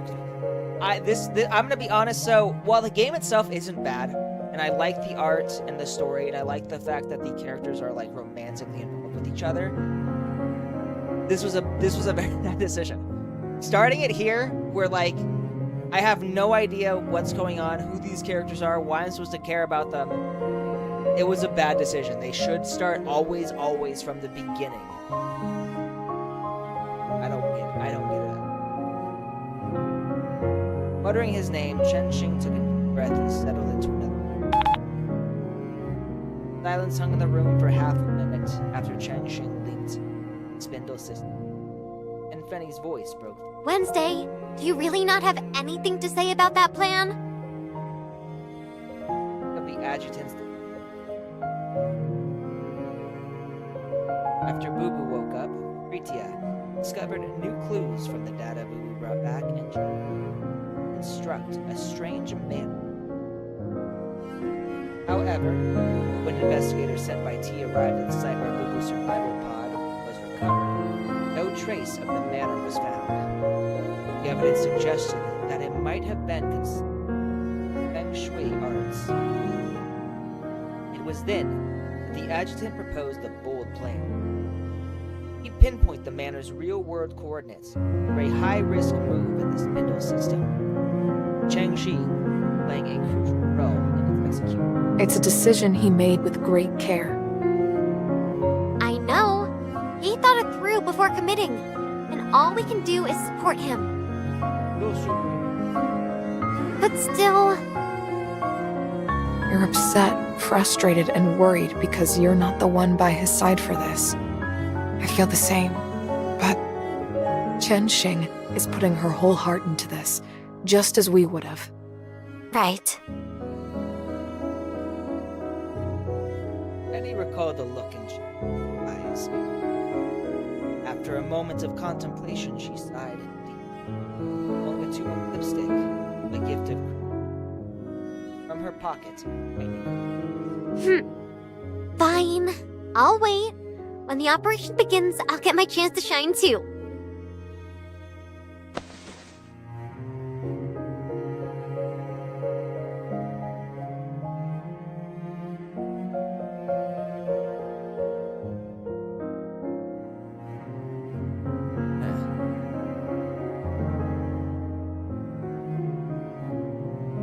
There. I think I'm a little more centered now. Darling, when you wake up, I swear, I'm going to give you a good bite. A good bite. She's gonna bite me. But I'd let her. where would it hurt the least? I can think of plenty of places. Life, overhearing Fenning's soft murmur, responded matter of fact. When he's with me, he seems to like it when I bite his... Who asked you? And for the record, I don't need your advice. I'll figure it out myself. I'm kind of curious to know what I like where I like to be bitten here. My consciousness felt adrift in an endless void. I couldn't tell how long it had been before a sudden sense of warmth, fragrance enveloped me. And something soft just brushed against my throat.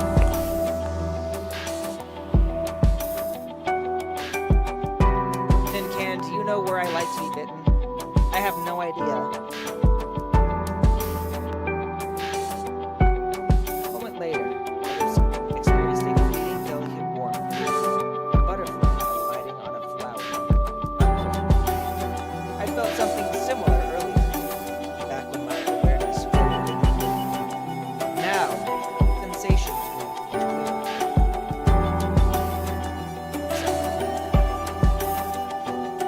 Fighting to regain control of consciousness. I struggled to open my eyes. Those gentle touches vanished abruptly.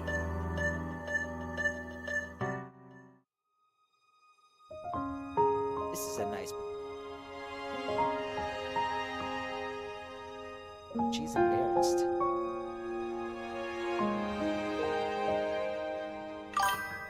I finally managed to pry my eyes open. Find myself.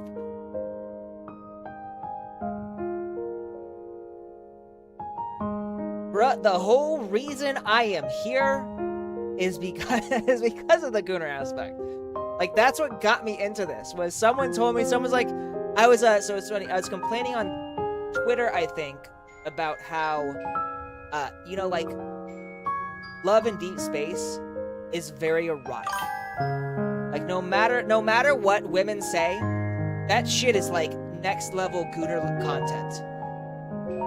But there's not been any like male gacha games with that level of eroticism. So I'm like, I was complaining on Twitter and someone's like, bro, you should play Snowbreak. because the girls are all intimate with the commander character. I'm like, really? So that's like the whole reason I'm here. That's why I'm playing this. You know what? I've not seen a whole lot of Love in Deep Space. I've never played it. I don't know anyone who plays it. All I remember was this woman bitching and moaning about, like, I think it was Nikkei that she was complaining about.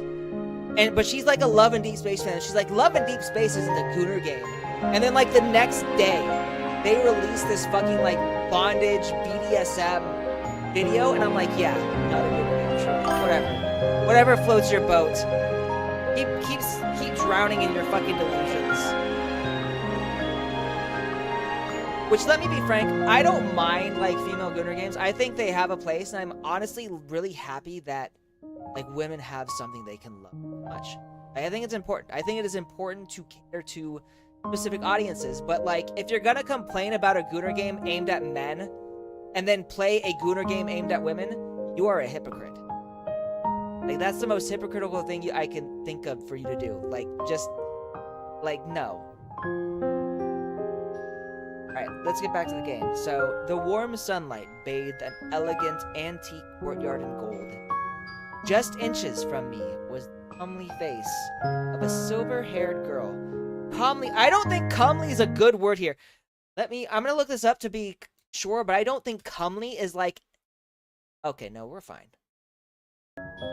I was thinking of homely, my bad. It was a vision of purity, as flawless and graceful as snow and jade. The sunlight kissed her fair cheeks, lending her an ethereal glow. So, I don't know if anybody knows this, in a lot of Chinese books, the use of jade to describe a woman's skin is it's used very, very often, it's very frequent. A lot of people assume that jade is like green, which it can be, but the purest jade is actually white. Which is often why it's used to describe someone's skin in a Chinese novel. A faint blush colored her face, like tender buds breaking through winter's rust. Chen-Ching? I hadn't expected her to adapt to the exosuit so quickly, much less initiate the connection. Adjutant, you're awake. Been connected for a while, haven't you? How long was I out? Roughly 10 minutes. Not too long.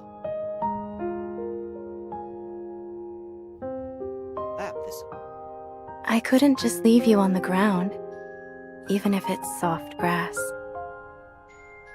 I want her. Unless you'd prefer a different kind of pillow. I would! Different kind of pillow, let's do it! Jade Beauty, you got it. Jade Beauty. Exactly what she is. You know the tropes, Rafnar.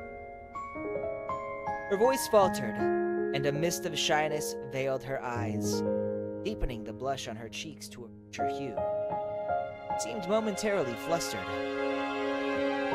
A few days ago, the company library had been stocked with some rather curious books.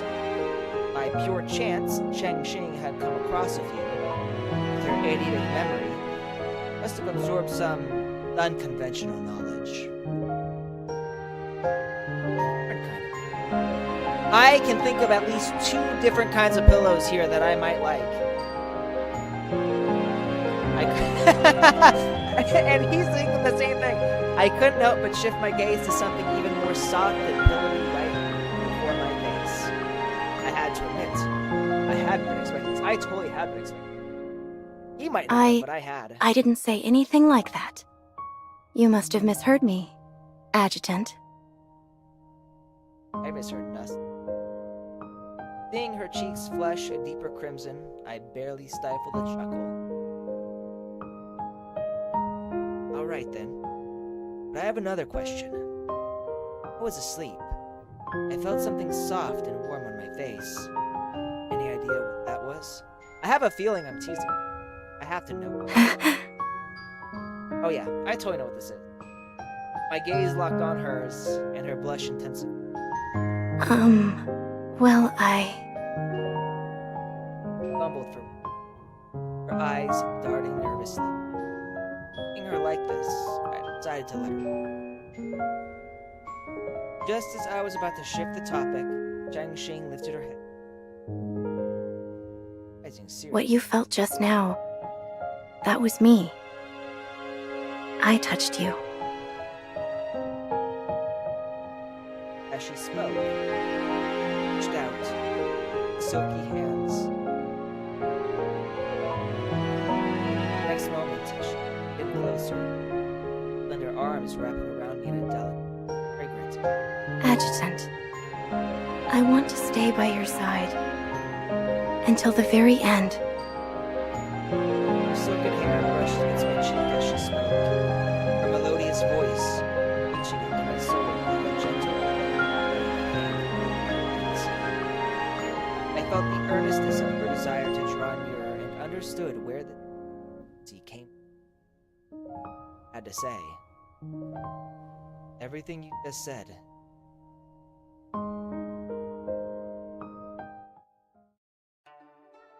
Time later, gathered my. I rose from her lap and began to explain. So this is the last place Boo Boo explored. The layout feels oddly familiar. Could it have belonged to the G family? Belly button. Possibly. Anyone from the G family who might have known about this, they're long gone. Technically, never set foot here. Only happened to gather its data, chance. And the company searched the area where Boo Boo was recovered. Find any trace of this. So that's why we're doing this? To uncover clues that might reveal its location in the real world? Something like that. Once we reach a certain point, I'll fill you in on what we're here for. All right. I want to be here. I don't even know what's going on right now. I am so confused. Right now, the only thing keeping me out here right now is the fact that all of the girls are super fucking cute.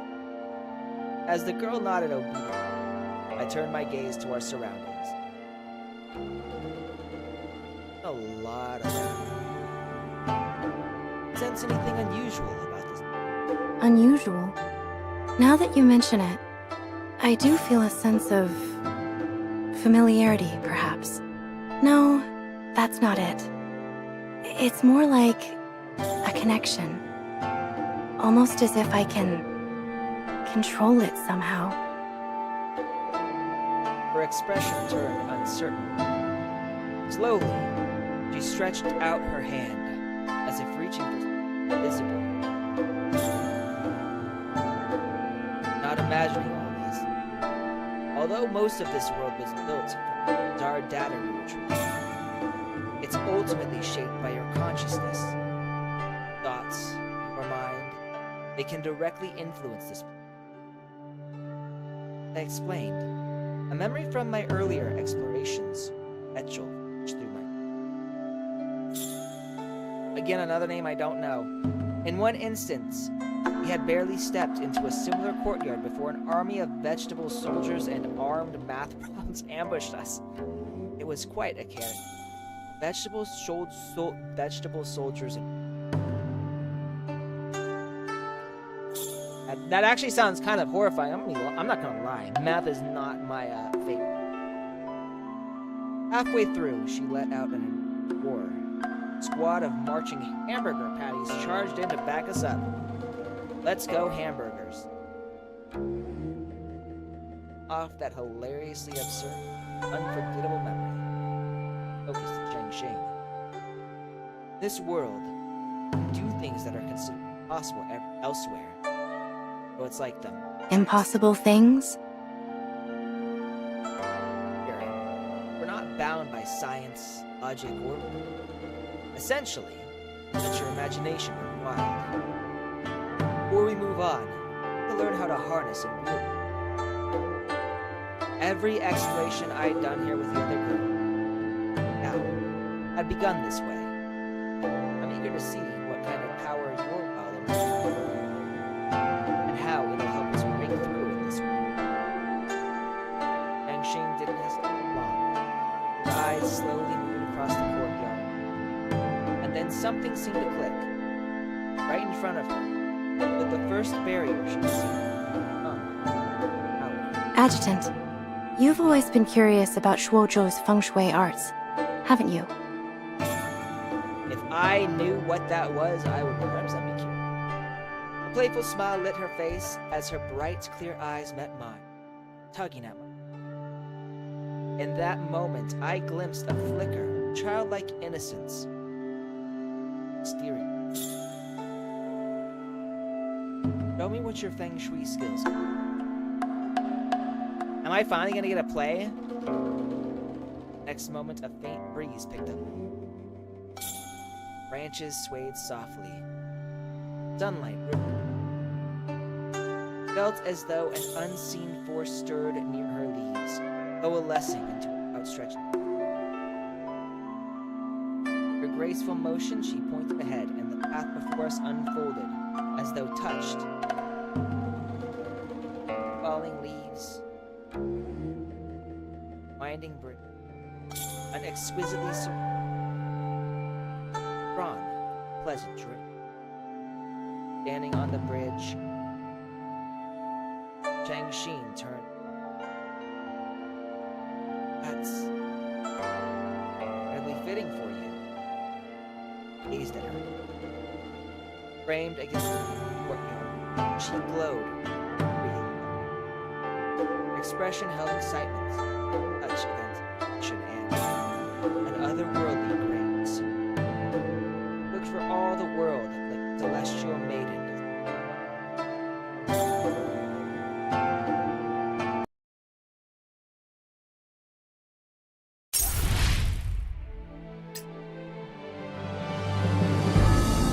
Careful, hostile targets have been spotted.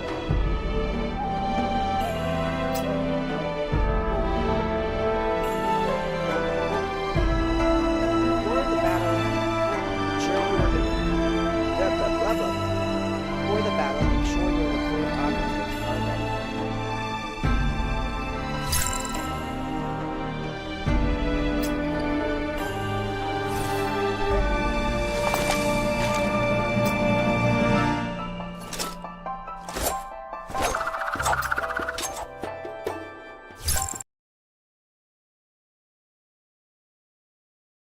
We are go. Stay quiet. My memories no longer deceive me. Only some of these enemies are born from the Stendhal system's calculations. Shall conclude But what about the others? Are they the result of that odd data? Such a desperate attempt to stop us.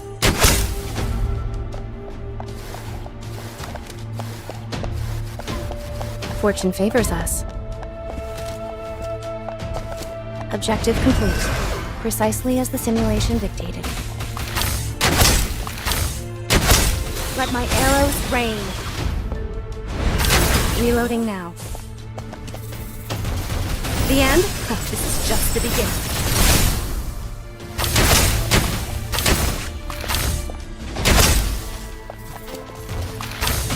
Hardly worth our concern. I'll clear the way for you, Adjutant.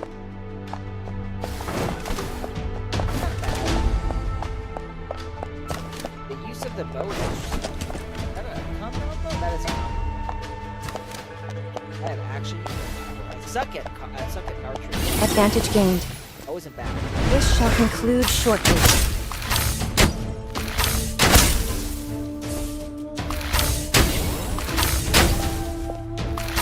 Hardly worth our concern. Fortune favors us.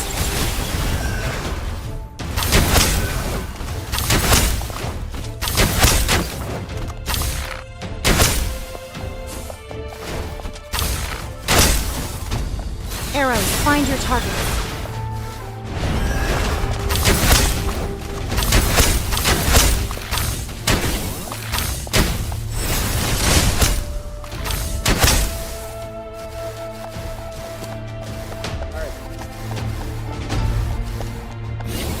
Oh, and I've But got up ahead, there seem to be more mechanisms. We need more power to break through. Since I can shape this world, maybe I can use this.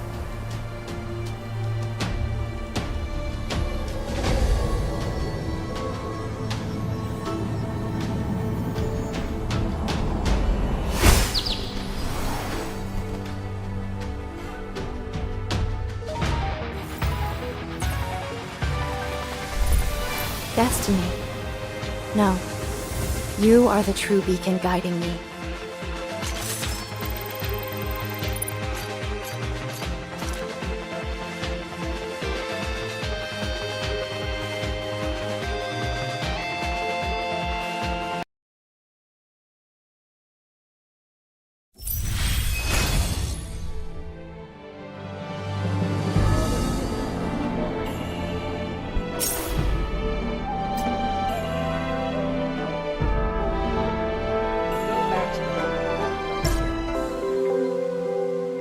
Darling, I still need to grow stronger for them.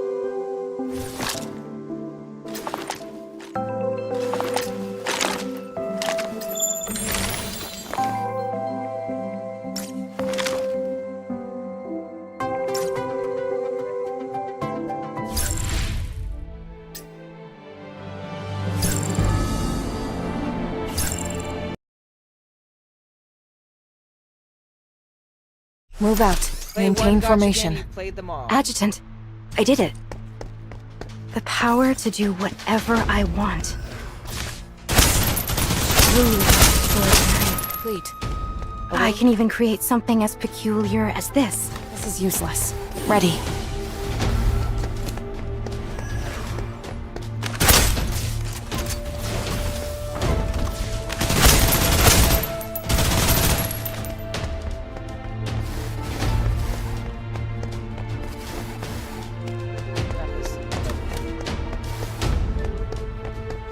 Ready. They have reinforcements. Accelerate. You will be forgotten.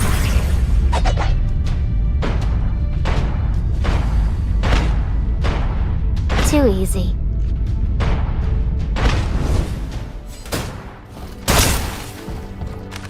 Got a handgun and Hang back. I'll deal with this. Fully loaded. Feel the area. Fire. This is useless. Try to dodge this. Target down.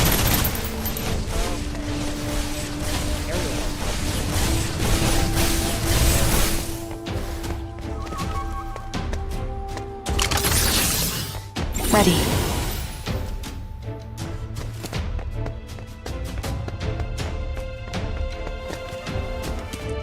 Right. They have reinforcements. 9 long nights, in the name of my own wounds. Objective complete. Awaiting orders.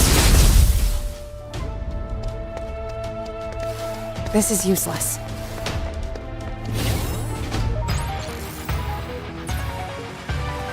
Celebrate.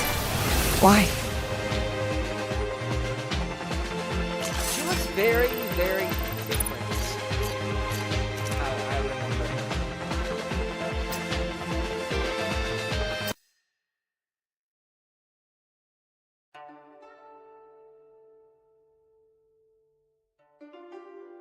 So far had been surprisingly smooth.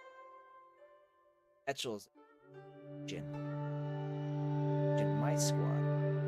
Enemies in Chang Xing's world, grounded in reason. Real challenges came from intricate traps added along. And so, thanks to the spiritual constructs Chang Xing created with her wild imagination, courtyard path into this jade ring turned surprisingly helpful. If only I could use powers like this in the real world. Xing exuded an air of excitement as she put out her hand, seemingly hoping to catch the colorful little bird fluttering. This moment turns sharpened her wrist. Threw her bowstring taut, focusing warily on Adjutant, they're coming. her. I can sense the Ara energy within them. What had been an empty scene moments ago began filling with blue, appearing as the conjured from my fingers brave and fire. So far, every enemy we had encountered spawned out of nowhere, much like a mobs. The scene that followed me and Cheng followed him. They look like...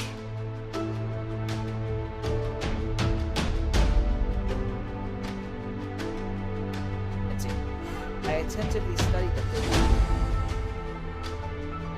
They weren't armed or sword, nor did they show signs of relationship. Instead, like everyday townsmen, strangers still, they carried wooden stools. Others scattered flower petals.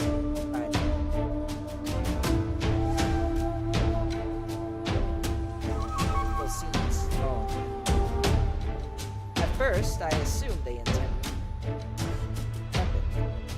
The way they gleamed across heaven, overall best of lives, left them utterly.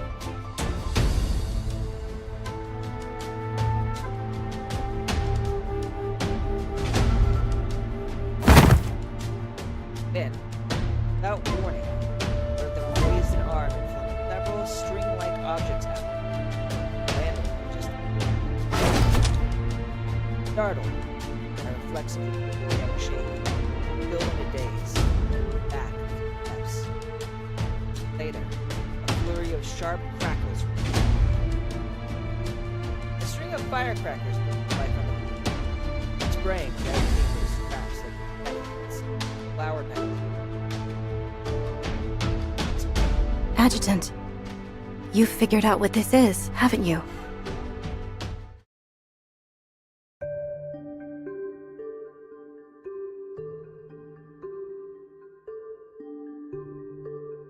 Nervous anticipation. Nodded slightly.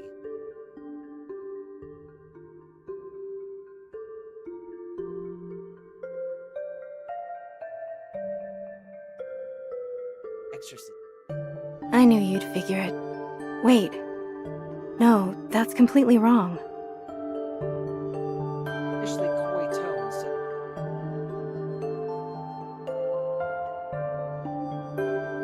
Everything. This isn't an exorcism. It's a wedding. It's a... It's a wedding. Zheng Xing's flustered gestures and the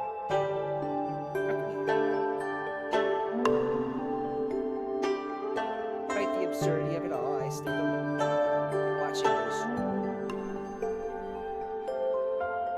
Then their next words cleared everything up and made me realize how far off My lord, my lady!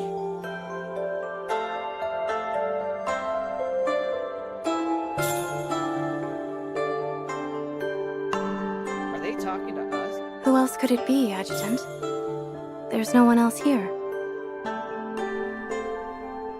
Oh, bit her. She suppressed her shy gaze, but a slight look of resentment.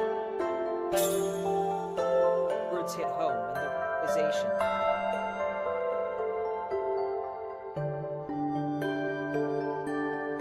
Adjutant, please don't say it. Gazed at me.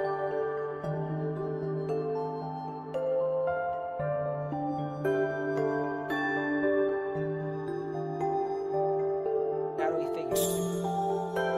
Their group. To the happy couple.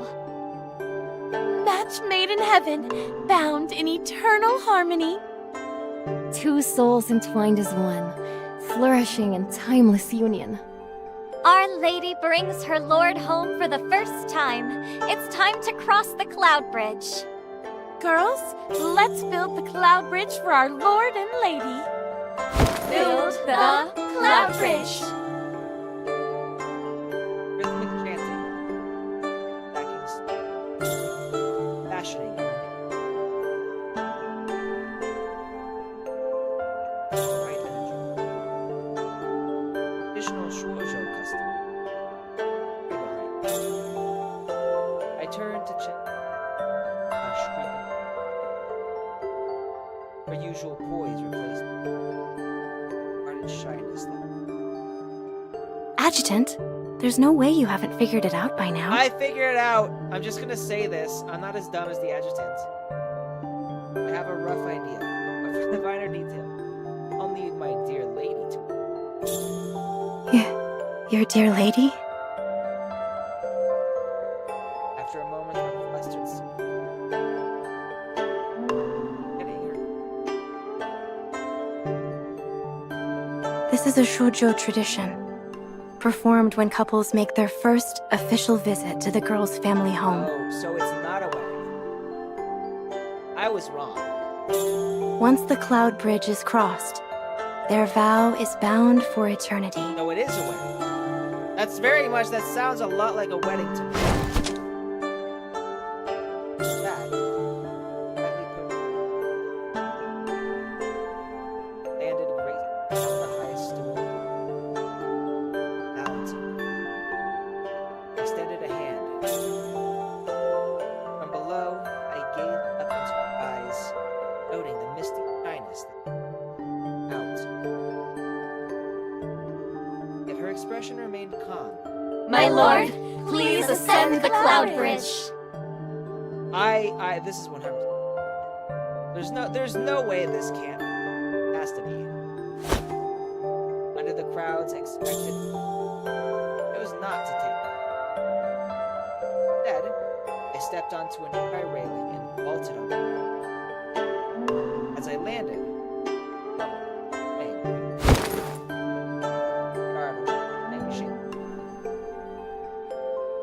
frantically before she could grab hold, I righted myself. Opportunity. Damn, I got Riz in this. What the fuck? I thought Rover had Riz. But the adjutant's on the next level. With her snug in my embrace, I gently clasped her soft, delicate hand. Make sure we walk steadily in some ceremony. Adjutant, please don't tease me. Radiating. Her voice was a hushed whisper, muffled by my chest as she buried her face against it. Once she posed herself, I took her hand and steadily across the cloud bridge. boss, Chen. As if she could no longer keep her thoughts to her. Adjutant. Once we're out of here, Do it. Whatever you want. Expecting her request, responded without the slightest hesitation. all right.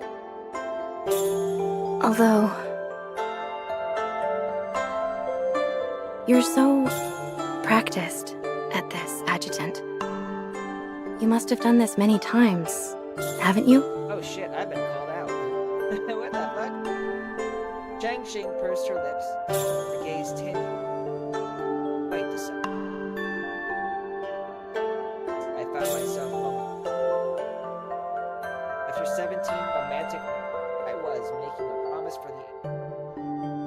Ow. 18 times! Bro gets around, holy shit. There's no shock that someone has perception.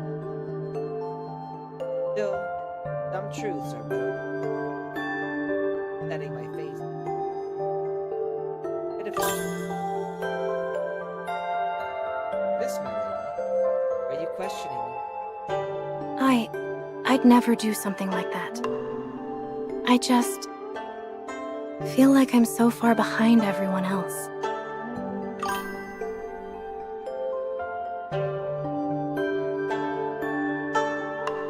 And that he very much gets around. That is exactly why I'm playing this game right now. This is what you call far behind. In the Well, that would be... cut off abruptly. By then, had reached the end. My lord, my lady, save the sweet nothings for later. There's still an important ceremony to complete. How do we figure? One of them brought forth the golden goblets. They see the top. Also, Tin Can, I don't know if you know, but I feel like I should mention this just because of your original comments about this being a Gooner game. I write porn for a living. Like, I do. I write the hentai. So, nothing in a game like this could ever potentially bother me. Anything I write is going to be like 10 times more gratuitous than anything. This is the final step in the Cloud Bridge ritual, sealing an everlasting bond. The goblet holds wine brewed from a bitter bottle gourd, symbolizing a union that endures both joy and hardship. Lady Chen Xing, if you please. It certainly should. But we're not meeting the parents, we're drinking wine.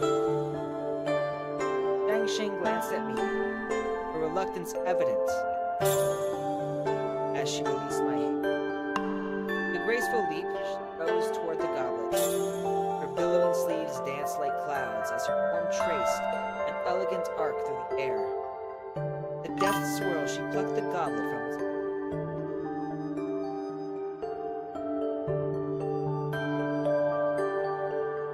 right? No, I get that. And I get that everybody has their comfort zone. I think... Oops. Much. No, I think that, if you look at a game like Snowbreak, and you don't automatically assume, like, softcore hentai, or at least heavily fan service, I do think there's potentially something wrong. Like, looking at the game just from the jewels of the cover, very obvious that this is a fan service game. It'd be like going into playing Nikki and then being like, man, I don't like this because every girl's got big boobs. And not every girl has big boobs, but like the vast majority of them. Very curvy. So, how exactly do this? I asked out of genuine curiosity as Chang Xing landed softly before me. He held the goblet by its handle, her shimmering gaze fixed on me. A deep blush painted her cheeks, so vivid it seemed as though she were already intoxicated. Before I could figure out how she'd take her things being suddenly tilted her head back, downing the goblet's contents. Then, without warning, soft lips captured. Ada. But I'm not a hot woman, my Ada would sound way better. After what felt like an eternity, a faint, fragrant whisper escaped her slightly parted lip. There. Now I'm not far behind anymore. Pretty sure you still need to spend at least a night on even playing field. She stood her ground, her gaze as serene and captivating as autumn's mirror. A cascade of emotions stirred within, sending ripples. It was only then that the air, sound, and light around us glow again, as if the entire world had been holding its breath. Furry laughter as the figures on either side of the bridge voices stretching. The cloud bridge has been crossed. Let us celebrate the blessed pair. Oh, I am now a married man. Taking Changxing's hand once more. Cloud bridge. A waterfall. Artificial mockery. Waters pool.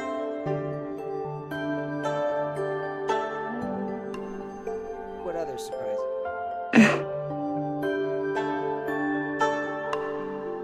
Nodded quietly, biding her. But after taking a few steps forward, we triggered some hidden mechanism. Everything before us suddenly transformed. Drawing her bow and loosing the arrow struck true, pinning a shadowy figure just as it twisted to life. The other shadowy figure had moments earlier been celebrating. Stairs.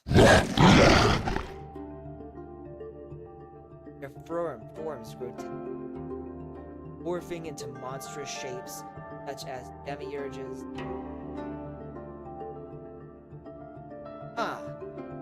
About time. Abrupt transformation. Sorry. I had seen similar twists countless times. As the result of Adjutant, this way. after firing clean shots to take down one of the changed. Perched gracefully on the bridge, signaling.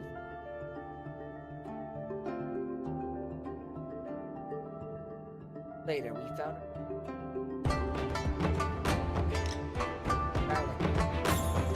eyes.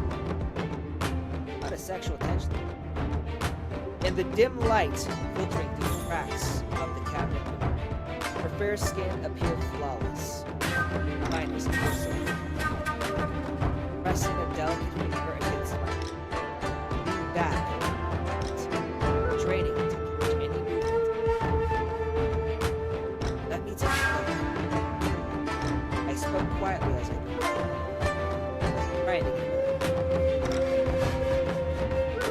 However, in this cramped space, adjusting my position, unintentional. Already on my lap, I don't. Take a look. Adjutant, what are you... I wanted to hear.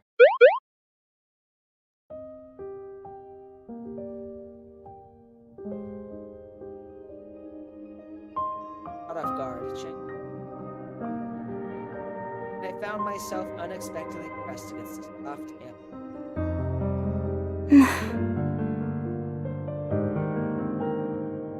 Realizing she had let Cheng Xing quickly, silencing her. Outside, heavy foot overlapping rhythm, fronting them on would undoubtedly be inside the cabinet, stifling, suffocating, our breaths and heart rhythms. I could clearly feel the gentle trembling of her soft body. Subtle frame.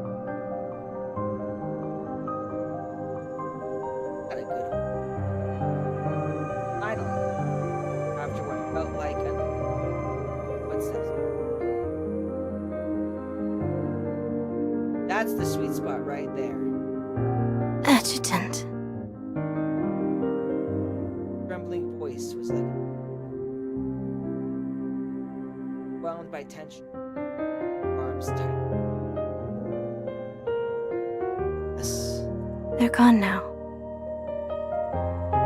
The words ended on a shaky note. Adjutant, you can get up now. Not that I don't like this, but this isn't really the best time. Her shy plea, irresistibly ill. Adjutant. That tickles.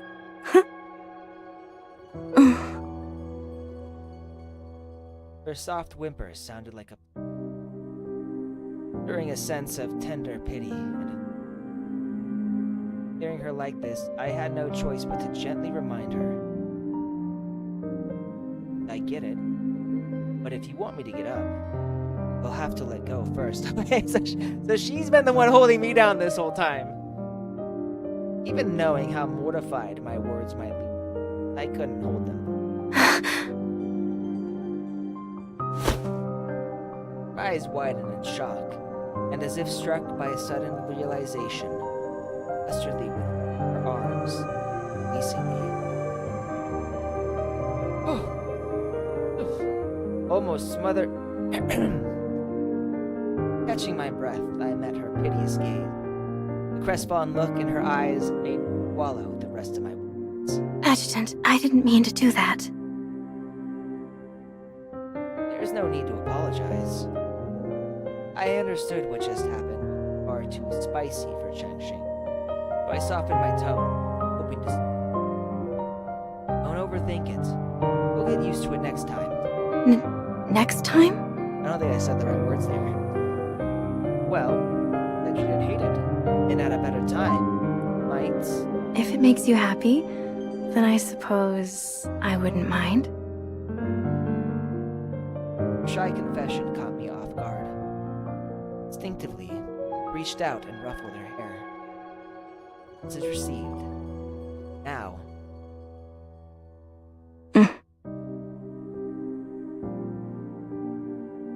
As we pushed open the cabinet door and got to our feet, Changxing hesitated. Adjutant,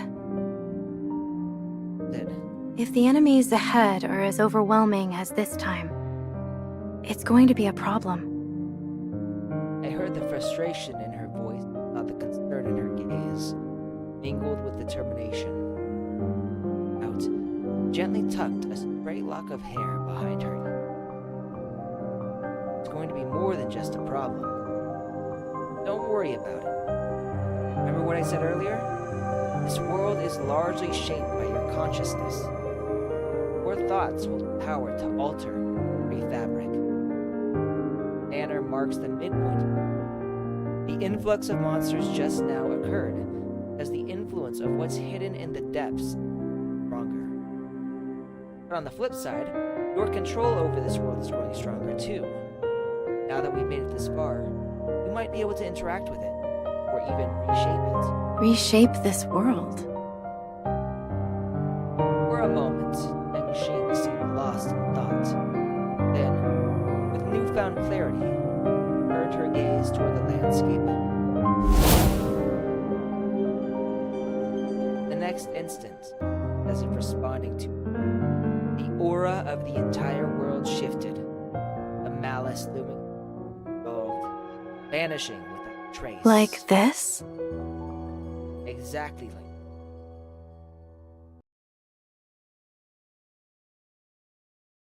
We got...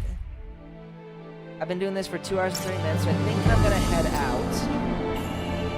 Back home. Hard late. We'll do whatever this is really quick.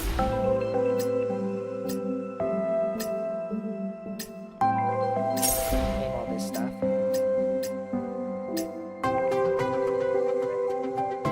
Check it.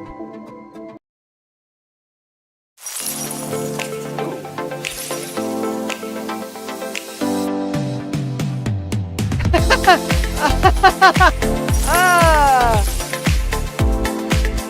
That was a great image. Man, that's a Chad right there.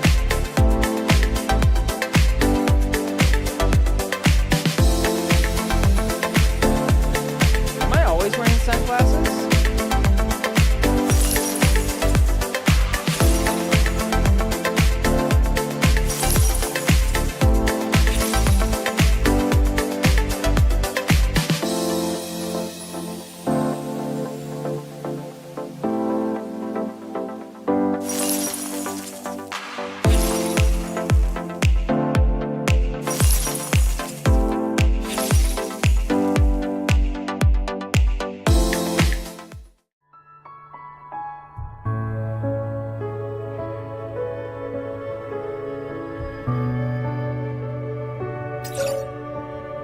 So, I don't know what this is. We're just gonna kind of move swiftly.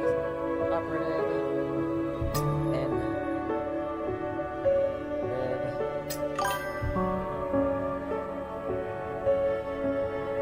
That could very well be it. All of the girls are so blindingly radiant that I'd be blind without my sunglasses. I need my shades. Insufficient iris. Okay, so that's all I've got here. What am I doing here?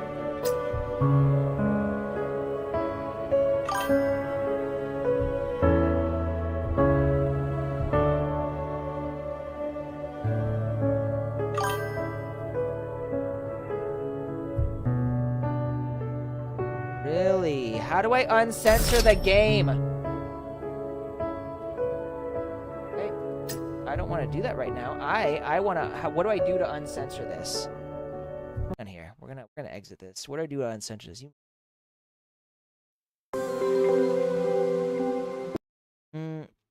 Now, if YouTube doesn't like it, we'll just do this on Twitch and X. So let me see here. It's snowing. So we got. We're gonna turn the music down. 65. Sound effects will be 70.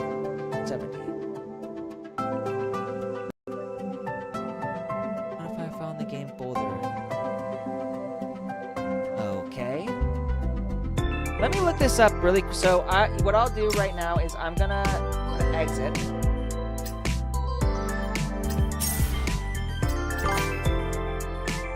Interstellar Voyager. 4. Looks cute. I'll do it.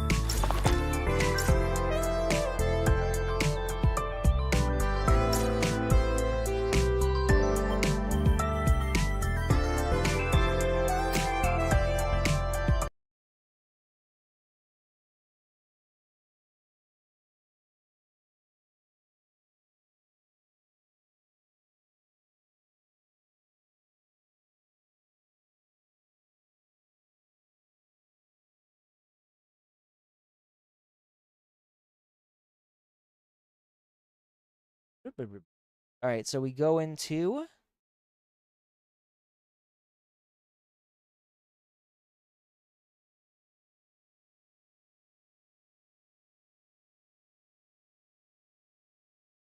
localization. You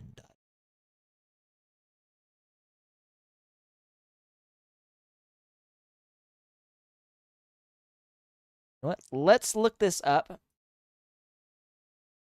Break.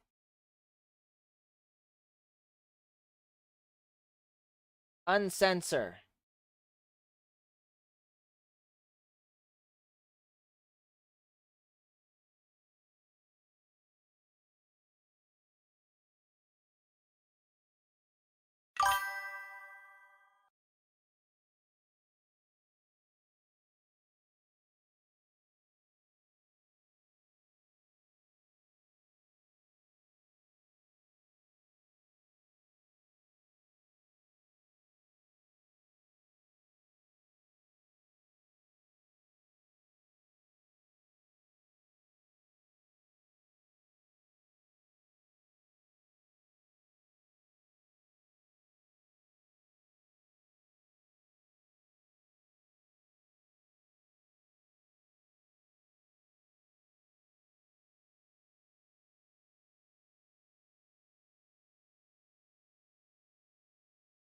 And that's what I just did. So I just changed it to 1.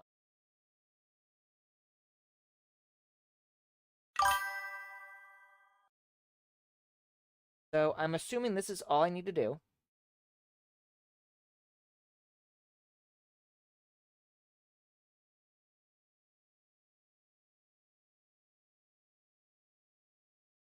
For a moment, I thought that sticker was you flipping me the bird. I was like, what the fuck, bro? And I don't know if this does anything. Congrats, you have now bested Chinese censorship. Cool with that.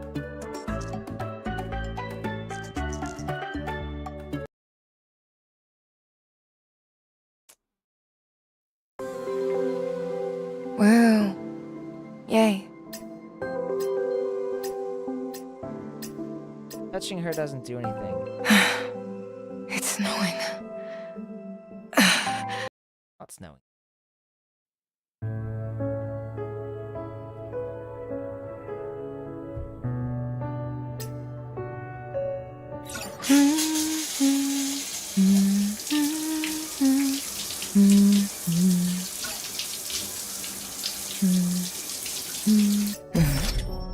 Has it been that long? Sorry, darling. I won't keep you waiting next time.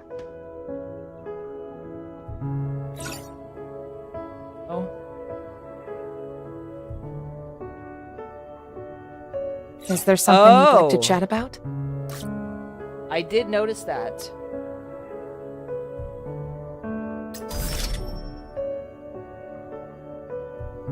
I'll look that up in a second.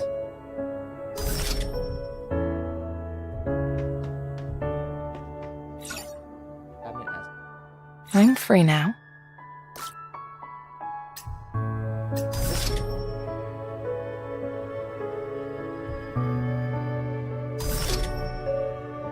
Is there something you'd like to chat about?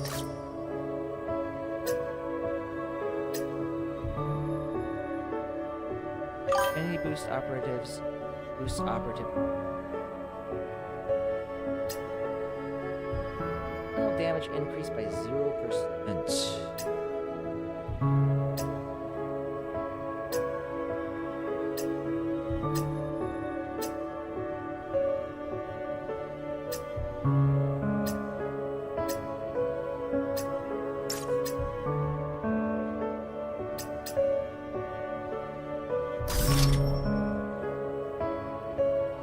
Alright, guess we're giving up a rub.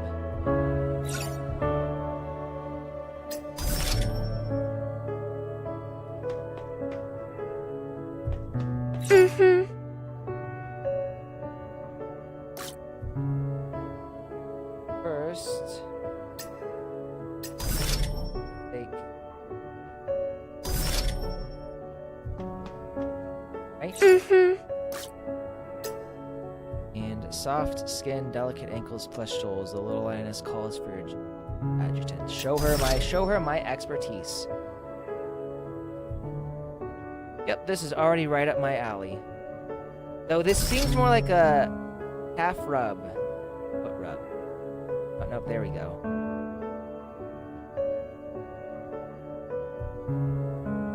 To be honest, that's not much of a foot rub either. I'm way better at this. Finish chapter 14 and then legacy, older chapter tasks they're working on. I don't know what's taking them so long.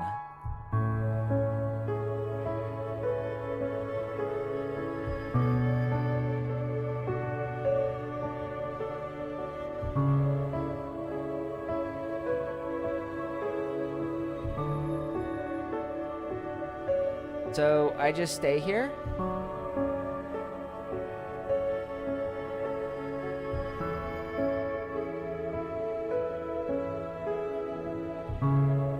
Vanished.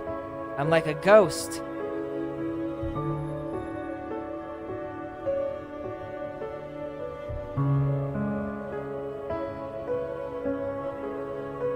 This doesn't do it. What now? Am I done? Okay, I'm done.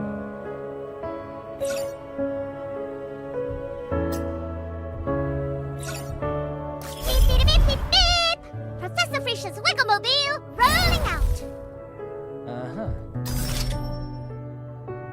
Okay. So we're gonna exit. We'll do a quick check to make sure that I am in.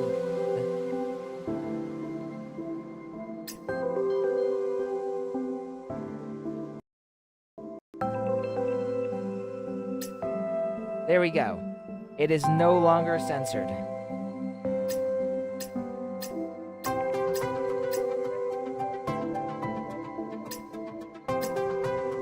Okay. So I'll be honest, like, I guess I don't quite understand why their bikinis are censored in the first place. Like, I'd get it if it was, you know, like completely NSFW, but it's not. It seems weird to me. Let's do graphics, some frame rate, 120.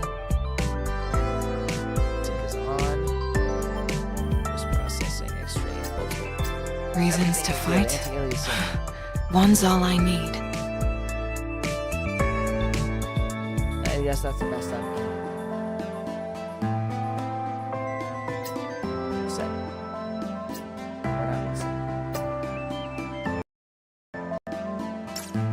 Alright, but we are finishing up now. Been at this for 2 hours and 30 minutes, and I have to get back to work. So I appreciate you guys rating me for this. I'm gonna say it's not going. Yeah, CN laws are a little strange. It's really interesting. So I watch a lot of Chinese cartoons. They're called donghua, and I read a lot of Chinese web novels. And in like Chinese web novels, they're weird, they're crazy, they're wild. Like there are. Like, I remember I was reading this one series called Against the Gods, and the dude's, like, literally a rapist. Like, the protagonist is, like, raping women. And, like, in the webcomic, they completely cut that out. And in the... I don't know what they do in the web, in the novel, donghua, because I haven't watched that. But I've seen a few others where they actually have that. In the webcomic, it's not there, and then in the donghua, it is there. So it's really strange how they work that.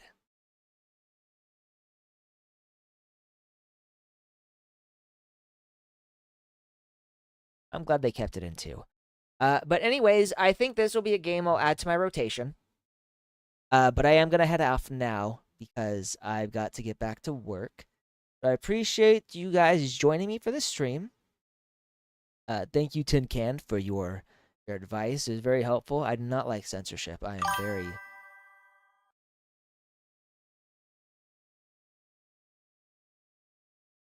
read a lot of wuxia too. Against the Gods is also a wuxia series. Shinsha, I think, is what it's called. Same thing. Chinese martial arts fantasy. Yeah, thank you for joining us, and thank you for the follow. I appreciate that. Hopefully, you'll be able to pop in some other time when I'm streaming. And I guess I'll leave you guys for now because I get back to work. But it was good. It's good seeing you all. It's good streaming. You guys have a good rest of your day. Or, you know, have a good evening. If it's morning, wherever you are, have a good morning.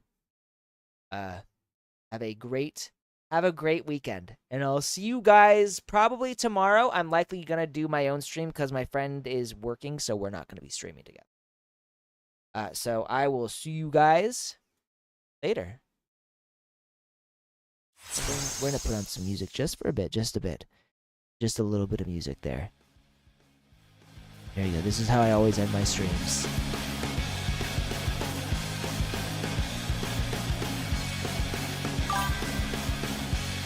Anyway, you guys have a good one.